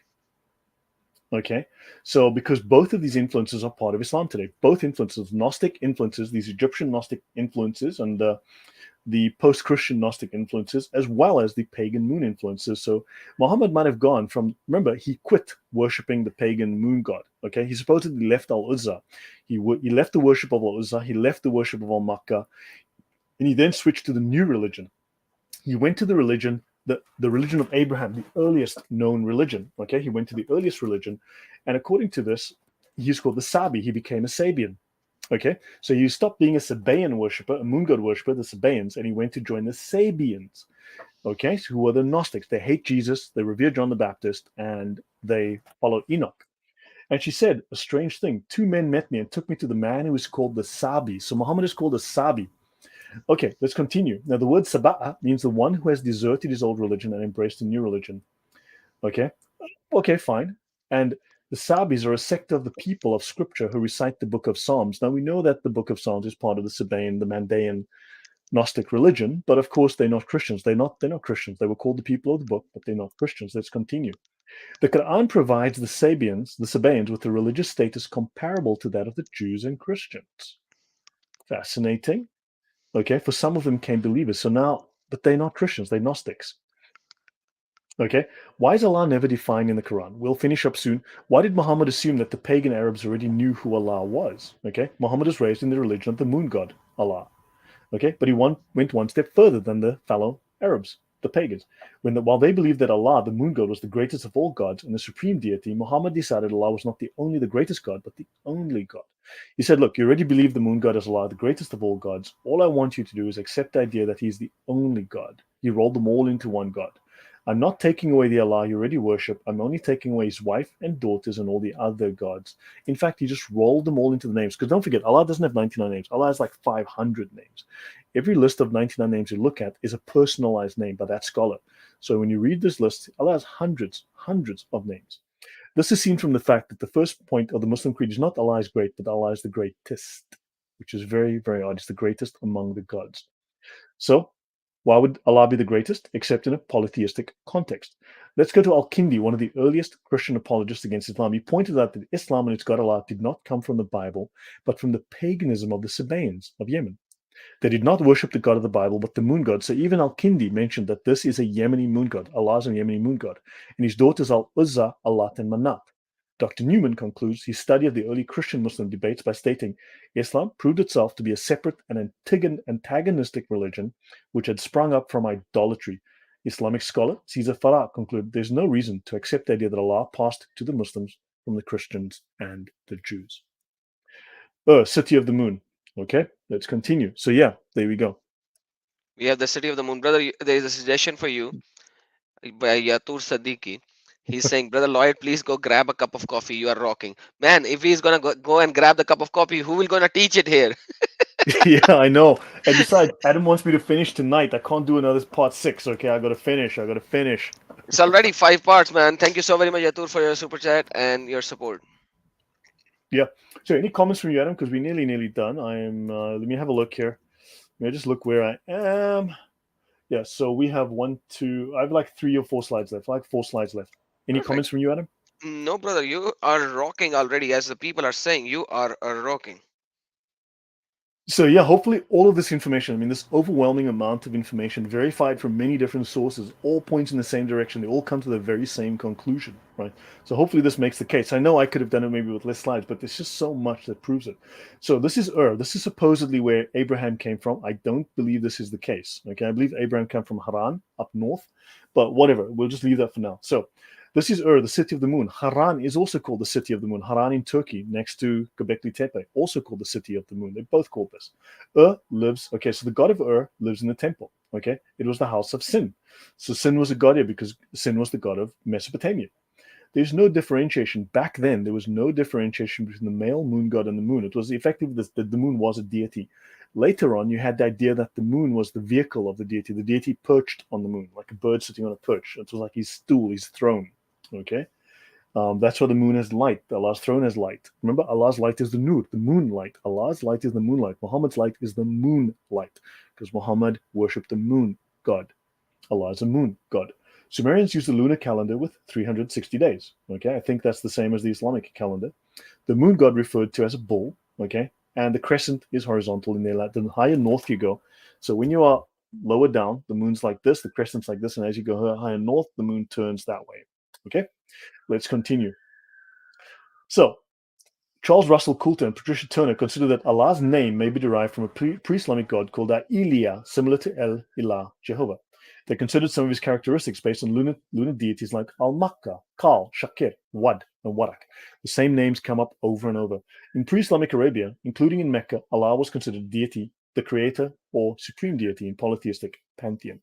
Allah from Arabic al-Illah, meaning the God, was a title, not a name. Wellhausen states that Allah was known from Jewish and Christian sources and was known to the pagan Arabs as the supreme God. So they obviously stole him, as I showed, Rahman, from the Jews and Christians.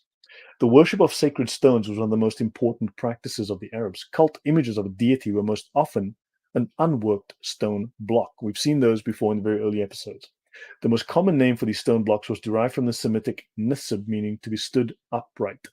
So the Hanifan, okay, meaning that's what they use upright. They're talking about upright. So they mistranslate Hanifan, which means pagan or heathen. Technically, it means heretic, okay? In the context that they use the word Hanifan, the Christians and Jews use it as heretics, okay? But they use it as upright, and that's where they mistranslate deliberately the term Hanifan. But other names are used, such as Nabatean Masgida, place of prostration, and the Arabic object of circumambulation.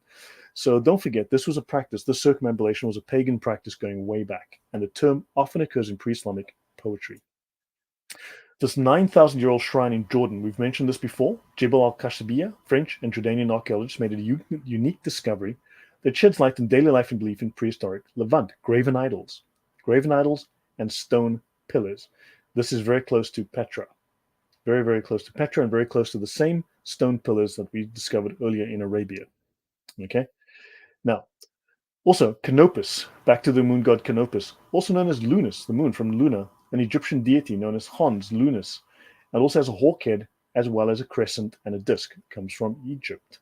Lustration. Notice the Egyptians used to worship this moon god and they would lustrate themselves, meaning a religious rite practiced by the ancients consisted in washing the hands and sometimes the whole body. So this washing idea comes from Egypt. It's a symbol of the internal purification of the heart. It's a ceremony preparatory to initiation in the ancient mysteries while they washed themselves because they were occult practitioners of magic. Notice Muhammad had his body cut open, his heart removed, and they removed the sin from his heart because these guys would have a symbolic internal purification. Muhammad was physically cleansed, supposedly went one better. Now we have the southern star Canopus. The southern star Canopus was part of the temple of Hans, the Egyptian temple. Okay, so understand you had Osiris, Hans, and Min. This is interesting that Min, the Mukmin, the heretics, again, and therefore they also mention the stars Canopus, and the horns and the disk mark a rising star. So just there are some connections I've mentioned in the past that a lot of this worship of these pagan gods from Babylon and so on seem to a large degree to originate in Egypt. Okay, and so a lot of this comes from Egypt. That's a section I did not go to. Notice here the Kaaba, the setting point of the three stars at the handle of the plow. So the Kaaba is oriented astronomically as well, astrologically. Then you have summer, the sunrise. This wall is pointed towards. They also point to the four winds. Okay, they're also aligned to the four winds: summer, the sunrise, the winter sunset, and the rising point of Canopus. The alignments of the Kaaba. Okay, so you have the first wind of the Sabah, which is the easterly of the Kaaba facing the wall. Okay, so understand this is the Sabah side, the Sabah. Interesting.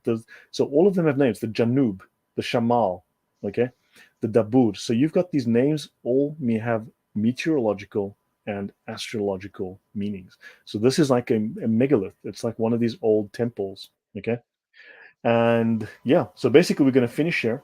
Okay, last slide or two. Yemeni people were a mixture of Jewish and Christians, together with a mixture of adherents of indigenous beliefs. So pagans plus Jews plus Christians. It led to this whole mishmash, this whole heretical mishmash. Okay, so the Axumites dominated Yemen. They threatened to control the area around Mecca and Medina. And so the Himyarites called the Persian Empire for help, which led to the absorption of Yemen into Persia. And then Yemen came to be governed by the Umayyad Caliphate in Damascus and afterwards by the Abbasid Caliphate. So there's a whole mixture of things. And all of this was rolled into Islam. And author Jean Duress had written in the secret books of the Egyptian Gnostics.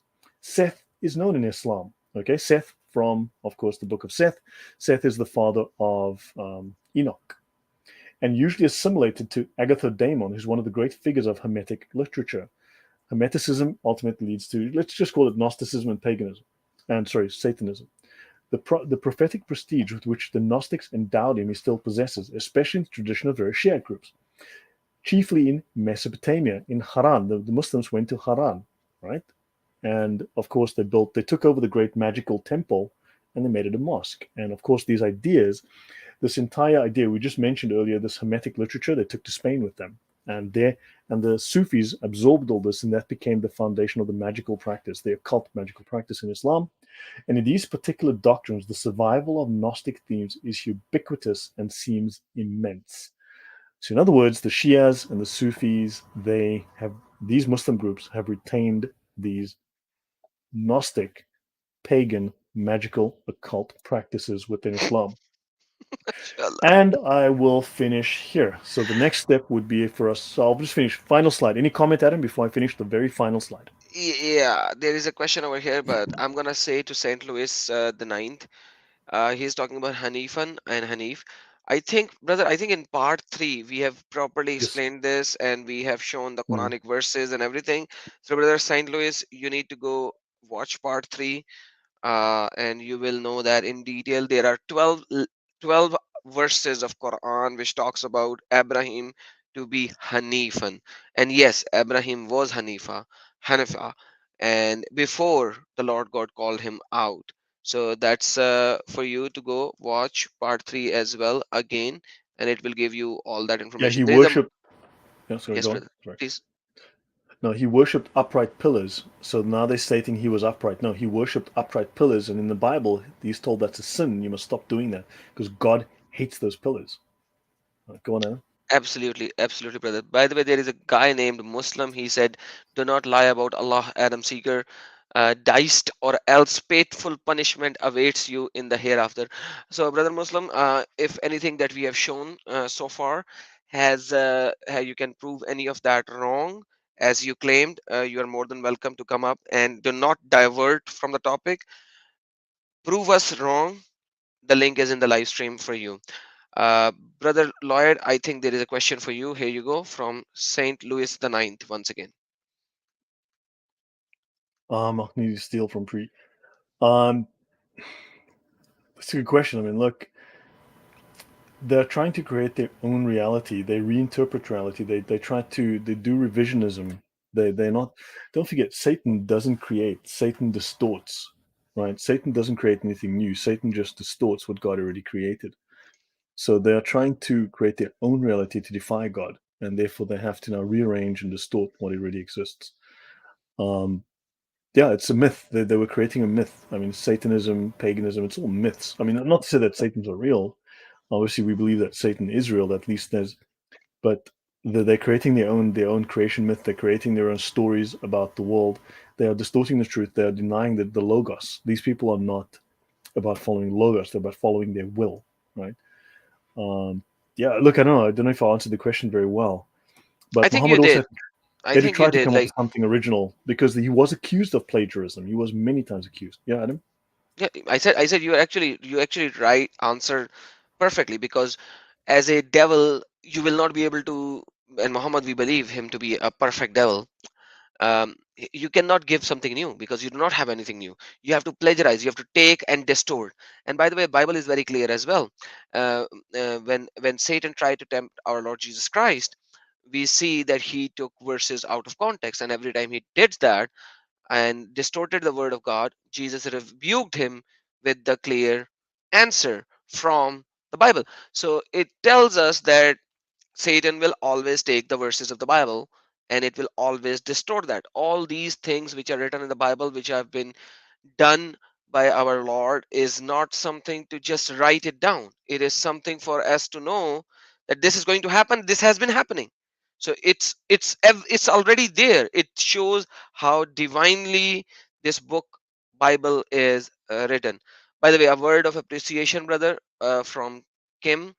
Thank you, Lord, for raising up all these knowledge seeker, blessed to have gained much understanding. Thank you so very much for this uh, beautiful appreciation on the stream. And all of this work has been done by our brother Lloyd. Lloyd is awesome when it comes to these kind of research. Thank you so very much. Yes, brother. Before I'll be you read interested. the last slide, I will ask each and every brothers and sisters who are in the live chat, if you have a question, now is the time to put it, because after this end, we will stay here for a little longer for the answers. And please get ready for your questions, brother Lloyd. All right, yeah. So let's finish. Thanks. So yeah. Sorry. So I didn't finish the answering the question very well, but yeah. Hopefully that gives you something to work with. Yeah. And thanks, Adam. So final slide. So nearly done. Um, such passages. So okay. My well-detailed practice of religion. So blah blah blah. Okay. So basically, people speak about Nabatea, they speak about Petra as being this the root source of where Muhammad lived and where the Quran is describing, and they also speak of a couple of things. There's dates and olives in Petra, and you can't get that in Mecca. Olives is apparently a special thing because olives would grow in only limited places. Well, olives also happen to grow in Yemen, and I showed you previously that the geography of Yemen, there's very lush areas in Yemen, and Yemen, okay, the areas of like Makaraba, which we showed was Mahabisha, this would also satisfy those claims that fit Yemen, sorry, that fit Nabatea, fit Petra, that would also fit places in Yemen. Okay, so that could also be a candidate for a lot of this, and it's not to say that Islam developed in just one place or one time, because everyone often there's a very narrow focus on the 6th or 7th century. Islam clearly took hundreds, maybe 1,000 years to develop. We need to look wider in time as well as wider in geography. It's not just one source. And then, of course, Reasoned Answers said also, you mentioned something. Oh, Muhammad also wanted to make a religion that was such a plagiarism because he wanted to appeal to everybody. He wanted a universal religion, right? He wanted to appeal to Jews, to Christians, to pagans, to everybody.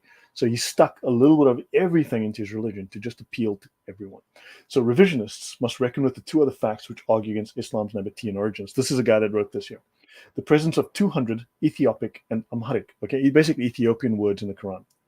Okay, the Quranic references to pagans, idol worship, and animal sacrifice. You see, Coptic would have been a language very closely associated with Nabatea, but there's only 10 Coptic words in the Quran, but there's over 200 Ethiopic words in the Quran. So this talks to us about a southern origin, okay, a strong southern influence. Quranic references to pagans, idol worship, and animal sacrifice, okay. Significant linguistic borrowing suggests cross-cultural interaction. When goods and ideas are exchanged, words are often as well. And the Yemen was on the sea routes. So was Ethiopia. Cultural dominance may play into linguistic borrowing, and Ethiopia ruled the Hijaz for a time during the 6th century. If the Quran's early surahs were addressed to the inhabitants of Petra, one might expect more Coptic than Ethiopian words. But since Nabatea was much closer culturally to Egypt than to Ethiopia, okay, yet Amharic and Ethiopic words in the Quran stand in a 20-to-1 ratio to Coptic words. So that's just this argument. So it seems that there's a lot of appeal to people in the south rather than people in the north. And most people have ignored this northern influence, this African influence. So yeah, so that ends the presentation. So guys, that's it. And yeah, so I mean, next I would have to eventually, once I finish the research, I need to talk about Ethiopia, but that finishes the Yemeni section. Thank you, Adam. Awesome, brother. God bless you. You have done an awesome job. I have two questions in the live stream, and I gave the Muslimin to come up live and answer, but they are so scared to come up live. As always, there are certain keyboard jihadis, so I would like to answer them if you don't mind. They are little Sure. off topic, but I would like to answer them. So, can you tell me what you believe the hereafter life will be according to Christianity? Now, Muslim, Mr. Muslim, the problem is the hereafter life according to Islam is a life of pornography. Whether you look at the Jannah, i.e., the heaven, or you look at the hell, i.e., Jahannam, they are both pornographic. In the heaven, you will have maidens, beautifully made with excellent round breasts that will be there for your sexual pleasure always. And they will be on heat like a camel is on heat. Urban atraba. They'll be on heat like a camel on heat, female camel on heat, always waiting for you to provide ding dong. If you look at the hell of Allah, the hell of Allah is also pornographic, because in the hell of Allah, Allah is going to put chain in your buttocks hole, the hole between your buttocks, and take that chain out of your nostrils or your mouth, and then hang you and then roast you in the fire. Don't you see how much pornographic is in the hell and the heaven? If this is the hell and the heaven of your Allah, forgive me, my friend. I cannot believe this stupidity. You wanna believe this? Please be my guest. Believe and go to the hell, which will be actual hell, where there will be no pornography, but you will be there without the presence of God, and you will finally finish the existence of yours. Second question, Mr. S. Hussain. Mr. Sayyid Hussain, probably the S is for the Sayyid. Why they killed Jesus? Okay, that's why they killed Jesus. Why Jews killed Jesus? Okay, now this is another silly question, because that is why we ask you people, why the hell Quran says that they did not kill him nor did they crucify him, and your answer is what? Jews used to kill prophets. Okay, show me which prophet did Jews kill, and you have no answer in the Quran. By the way, Quran says Jews used to kill prophets in plural. In the Arabic, you can distinguish between a prophet, two prophet, and more than two prophet, i.e., three or more. Can you give me the name of at least three prophets, which is bare minimum plural in the Arabic, which are killed by the Jews according to Quran? You have no answer. Let me tell you what the answer is. Because Jesus proclaimed to be equal to the Father, equal to God. For that, you have to read the Bible.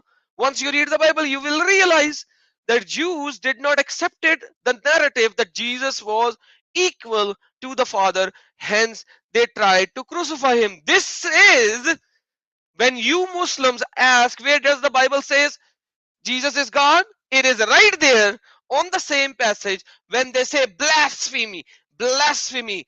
And then they took him to the Roman prefect that this guy is a blasphemer, kill him or crucify him. Whereas Allah already agrees that they tried to kill him or crucify him. So, Mr. Hussein, that's why I say come up live, ask, get the answer so that you would have a chance to refute. You don't want me to give you a chance to refute? It's up to you. It's up to you. So this is the point number two. Now let's see if there is another question. Amna Sardar is here. Amna Sardar, just wanted to say hi, dear friends. Thank you so very much, Amna Sardar. She's another ex-Muslima. God bless you as well, sister. And let's see if there is another question. Mm, Brother Rav Christian is in the chat as well. Welcome, Brother Rav Christian. God bless you. And okay, Yatur Sadiki gave a super chat of $5, said, "Beloved brother Lloyd, please grab a glass of water quickly for you. You are simply rocking." All right, brother. This guy really loves you, and he is shooting out to you that you are speaking so much. You need to get something. Uh, Rob Christian says, "Shh, Adam Seeger, you don't know Arabic." Excellent, Rob Christian. Exactly. Whenever we speak with a Muslim, the first thing is you don't know by Quran. Then the second thing is you don't know Arabic. When we talk about the Arabic, they say, no, no, no, you don't know the true Arabic. Then when we give them the true Arabic, you don't know the classical Arabic. When we give them the translation from the classical Arabic, no, no, it is not in the Wow. context of the Quran. So left, right, and center, they will always come up with an excuse to say, and they will never be able to give you a proper answer. Brother Lloyd, would you like to add anything to any of these questions, or rather answers? Um, no, that's fantastic. I mean, look, I've always said, and that it's legal in Islam to lie. It's not only, remember, there's no right and wrong in Islam. Technically, there's only legal and illegal. It is legal in Islam to lie, and in fact, it is mandatory. It is obligatory to lie. And if you lie to defend Islam, it is not considered a lie. It is not considered a sin. You can lie all you want because you're lying for the good. So unfortunately, the and also Islam utilizes so under the ilm al badi they have this is the use of rhetoric. Okay, they also have the adab al jadal, which is the use of propaganda. Don't forget, dawa means propaganda and pretense. Okay, this by default in Islam means dishonest rhetoric. It is used. It's rhetoric used to lie and to deceive. All right, it is words that are used to lie, and this is considered good. This is considered righteous, and they in English we would call this heuristic dialectic, which would be very. That's what the sophists in Greece did. The Greek sophists, they had roughly, we would call it today, 38 techniques which are specifically used to frustrate the truth and to lie. So they are trained to do so, and those who aren't specifically trained, as part of the culture, they've learned it. So they are skilled at dodging, deceiving, and lying using sophistry. Absolutely, brother. God bless you for that. Amna Siddharth ji said, Islam is a copycat. Sister, you need to add one more word in it. Derogatorized copycat. So Islam derogatorized even the pagans. So, so no matter which part you pick up, Islam just did not copy paste it. It copied and then derogatorized it. No matter which thing Islam picked up, it just a derogatorized dogma of somebody to connect all. This is the live stream number 5. So you gotta watch all the live streams together to finish up. One more question that our silly brother Muslim actually asked, as he thinks he does not know, or he thinks we do not know.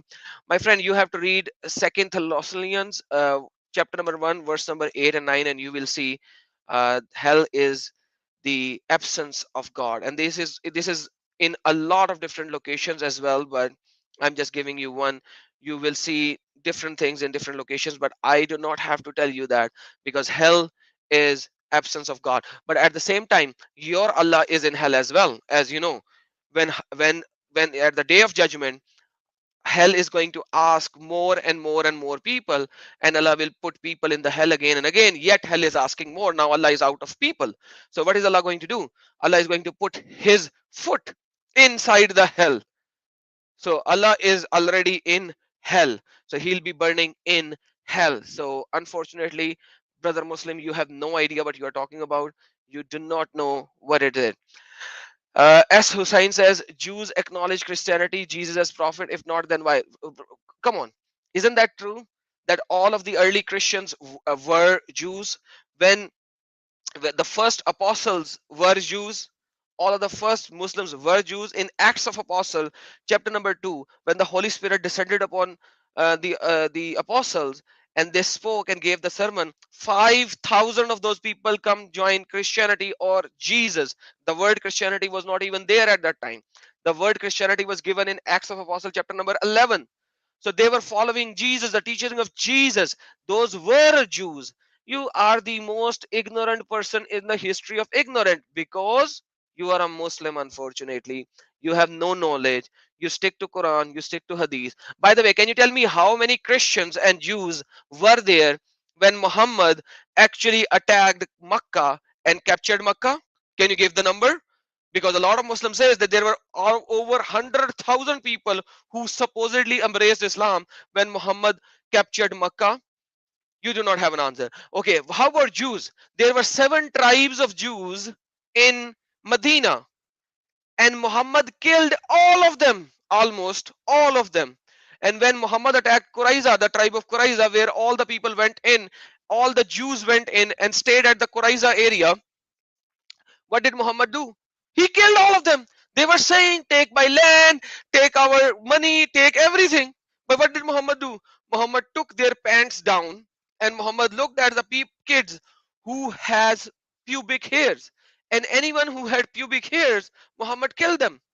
This is in your hadiths. This is in your seerahs. Why did Muhammad kill all of them?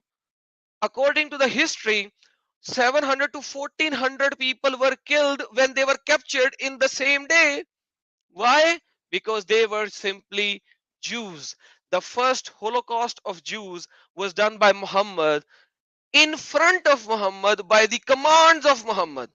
So, Mr. S. Hussain, unfortunately, you do not know Jack, and you can't even come up live to have a talk. That's the reality of your brain at this moment. So now, uh, now Hussain said, check this out. Did I use a foul mouth? Muhammad is the No. one who used the foul mouth, my friend.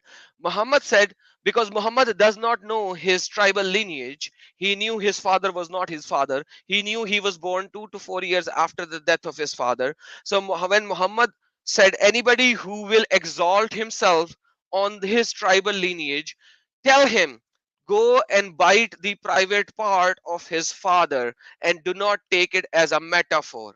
This is your Muhammad, Mr. S. Hussain. My language is far, far, far better than Muhammad. By the way, pubic hair, taking the pants down, is also in your hadiths. I did not do that. Muhammad did that. So learn what you are saying before you say anything. Otherwise, you are nothing but a fool and an ignorant person. Thank you so very much, Brother Lloyd. No, no, I think you roasted this guy you've nuked him from orbit. Um, What? Your English analogy was pretty good, man. um, yeah. So, yeah. So look, so guys, I mean, I'd rather just restrict myself to the topic at hand largely. So, I mean, I was trying to provide numerous different resources through the ages that show that Islam is heavily derived from Babylonian paganism, especially moon god worship, to really dive extremely deep into that thesis. And it seems like the Muslims destroyed a lot of the records for about 150 years. There's suddenly just no evidence. All the documents, all the inscriptions, everything just gone. And then once the hadiths start coming out, then suddenly written records appear again. And it's interesting that all of the cultures around Arabia at the time, all of them had writing. The Yemenis had writing, they had scripts, they wrote, they were very, very literate people. There were scripts everywhere. And then suddenly Muhammad pops up and for 150 years, nothing, no evidence. Looks like they destroyed all the evidence. And yeah, just very convenient. And this is something that they've used to try to hide the evidence. But I think the evidence is starting to come to light. They couldn't destroy everything. We're starting to find things, and it's possible he became a pagan. From being a pagan, he became a Gnostic. It's very, very likely because there's heavy use of Gnosticism in the Islamic literature. Heavy use of Gnosticism. The entire Christology of the Quran and of the Islamic literature is Gnostic and heretical. So there was a mixing. At one point, I'll do a talk on. I'm busy working on the notes on Christianity and Gnosticism fighting it out in Arabia from very, very early on, from the first and second centuries already. They were fighting it out. And this caused a lot of confusion. A lot of people were led astray by Gnosticism and heretics. And yeah, and Muhammad obviously fell into if he was a Sabi, if he became if from a Sabaean, he became a Sabian, then he went from being a pagan moon worshipper to a Gnostic heretic. Absolutely, brother. Brother, there's one question from our brother Gospel Truth.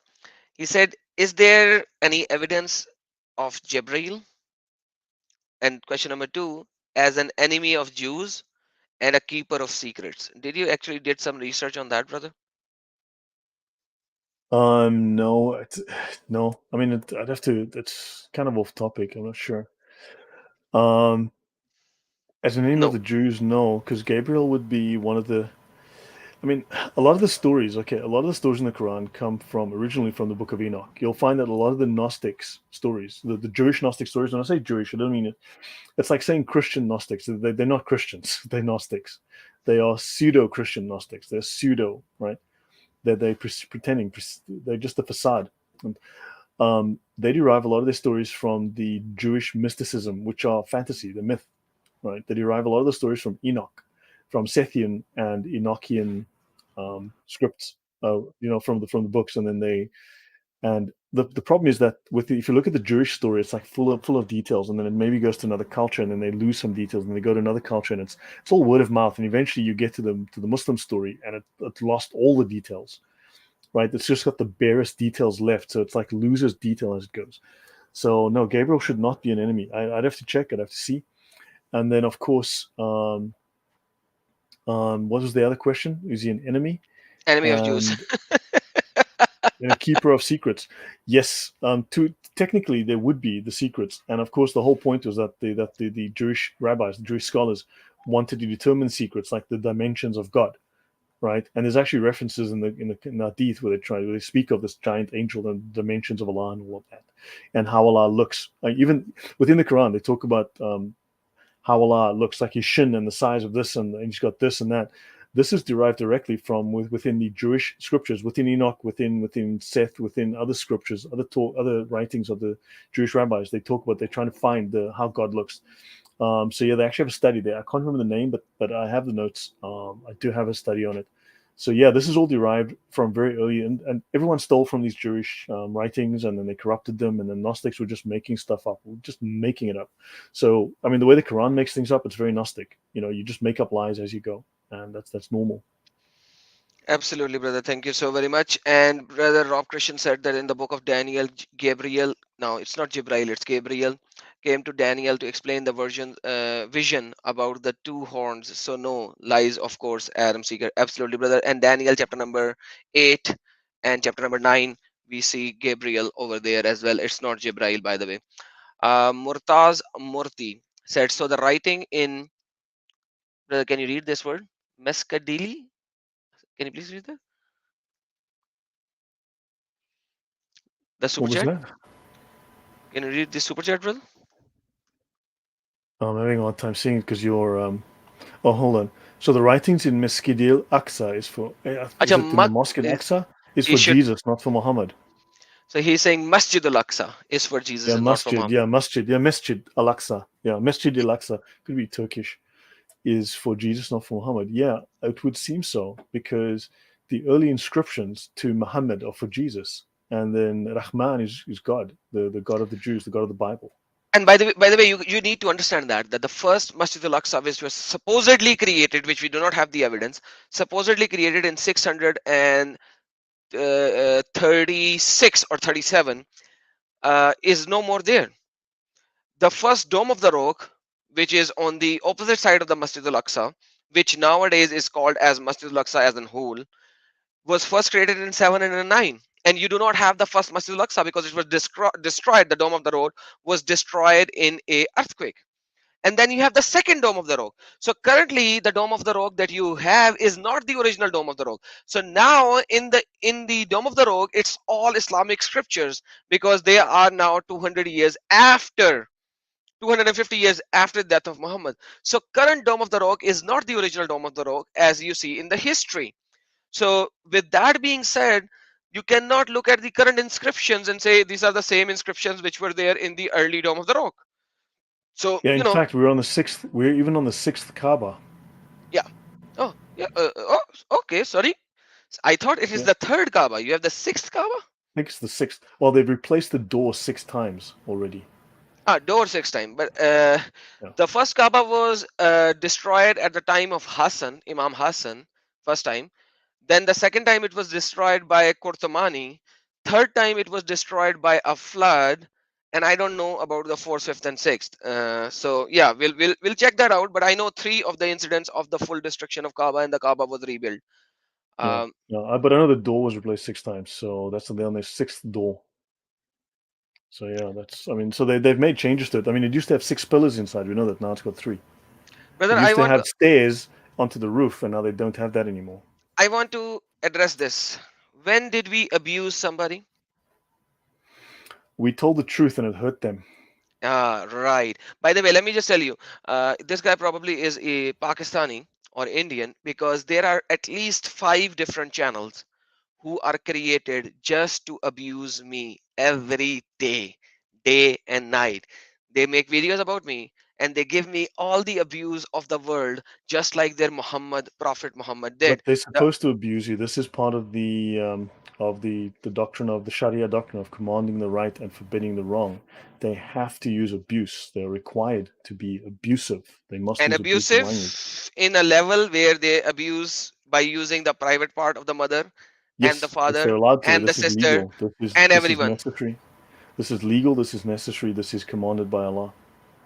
All right, so yes, he does knows that. So now look, he is Bangladeshi. He looks at my Urdu channel. He's saying ask or Ram. So he gave me the approval. So yes, so he knows that there are many channels in Pakistan and in India created just for my name, and they they just come in live and they take a video of mine and they will start abusing left, right, and center with all the abuses of the world. Oh man, they're doing exactly what the prophet is doing. Absolutely, you're so right, brother. Thank you so very much. Mm. And he lives in USA. Imagine, brother, this is his hypocrisy. He lives in USA. He lives in USA. Your Muhammad spreaded hate to begin with. FYI, I am ready to debate you any time of the day. Let's see if you have the guts. Send me a message in the description after the video. Let's see if you have the guts to come up live and have a debate, and I will show you who spreaded hate. Well, Lloyd, I think that's the end of it. I said I will give another chance for the people to ask, but seems like nobody is going to ask Yeah. over here Yeah. about our content. You did an awesome job, brother. Thank you so very much. You did 5 sessions over here. Anybody who has the capacity to learn, they can go You watch from know, part one. this S Hussein doesn't have time for the S you are doing, but he's got time to sit here, watch, and then comment. Yeah, It's exactly. like, these guys are so smart in the comments. They have such big in the comments, Mhm. right? Such a big mouth in the comments. And you tell them come up, and then they run away like cowards, like chickens, right? I mean, seriously, if you know so much, you know what? Thaddeus and I have offered how many Muslims come on the channel uninterrupted? We will not interrupt you. Come on, make a presentation. They refuse. They run away because if you actually present you take pot shots from the comments because if you have to make a complete presentation, you'd look like a fool. Besides that, you obviously don't want to reveal your stupid script because we all know you're working with a script, right? If you guys were so smart, you'd be happy to come on and present like I presented. You'd come on and present your refutation, show us the facts, come on and present. We won't talk. I won't talk. You just come on, you make your presentation. Let the world see how I am wrong because you are going to present the facts. Do it. What stops you? Because you guys don't have the courage. Oh man. All right, guys. As we know already, they have no knowledge. Unfortunately, they are Momins, Muslims. They go by the Quran, which literally have no knowledge whatsoever. So, with that being said, brother, any last comment before we close this stream and this Well, whole he's the session, one which is a part swearing and one? he's calling you foul mouth. How is that? He's the one swearing and you're the foul mouth. I don't get it. Like, dude, like, Brother, that's hello. how it works. Remember, when Muhammad was actually the one who was killing people, he says others like this is how they do. That's the standard narrative. Yeah, That's the standard narrative. And yes, Muhammad is the one who actually started all the wars, all the battles. He is the one who killed the Jews. He is the one who killed the Mushrikeen. He is the one who killed the Kuffar. He is the one who started attacking their caravans. He is the one who went all the way 1200 kilometers away and did Suraya battles on multiple areas. He is the one who all did all that. Yet they are the ones who were supposedly defending, brother. They were defending. I know. They were defending, brother. Oh my goodness, they were so masoom. Poor, I'm crying. poor victims. I know. Oh man, they were victims of everyone else. So Hussein is the one swearing, but he doesn't want to talk to a foul-mouthed guy. Seriously, he's the one making it. What a hypocrite! What a hypocrite! Good Yeah, grief! the whole problem is, brother, these guys, when they abuse, that's not abuse. When Muhammad said, "Go bite the private part of your father," Of it's course, not it's abuse. righteousness for them. Like this is his abuse, left, right, and center, and yet we are the ones who are abusing, whereas we are the ones who are actually showing them the facts. uh, and his parents, yes, your parents could not brought you up like my parents brought me up. Your parents brought you up the way you are acting, and you are the ones who is a hypocrite. All right, guys, forget the Yeah, leave the man. comments over there so they would know, everyone would know what we were answering. So my brother, any last words, and we will end this stream, brother. I don't think No, we thanks. I cannot have a debate when a guy is just step dancing in the chat. Yeah, yeah, no, just frighten the little children. I mean, seriously, make a presentation. Come on the channel, whatever. Present. No one will interrupt you. Just present, and then maybe take some questions later. But if you believe you have facts, if you believe you have everything, come on and present. Why not? Show that I'm wrong. Bring up your facts. Bring your references. Bring all your books. So, yeah, do it. All right, guys, thank you so very much. Have a blessed day, evening, or night, wherever you are. And you know, you need to realize that Islam is false.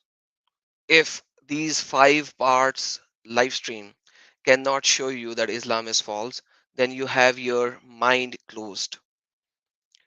It's like a horse. If you guys have not seen a horse in a chariot, or in Pakistan we still have horses and donkeys, donkey carts and horse carts. When we have horse carts or donkey carts, what they do with the horse on the eyes is they put a leather piece, 2 inches by 3 inches, on the eyes, on the left and the right, so that the horse or the donkey could just see straight, because the horse's eyes is on the right side and on the left side, so he can get scared of the right or the left car or other cars. So they want him to just see straight, not right and left, so that the person who is driving, he can just keep driving. That's what you guys are, unfortunately. Your eyes have leather pieces, and the mullahs and the scholars are driving you in a path where they want to drive you.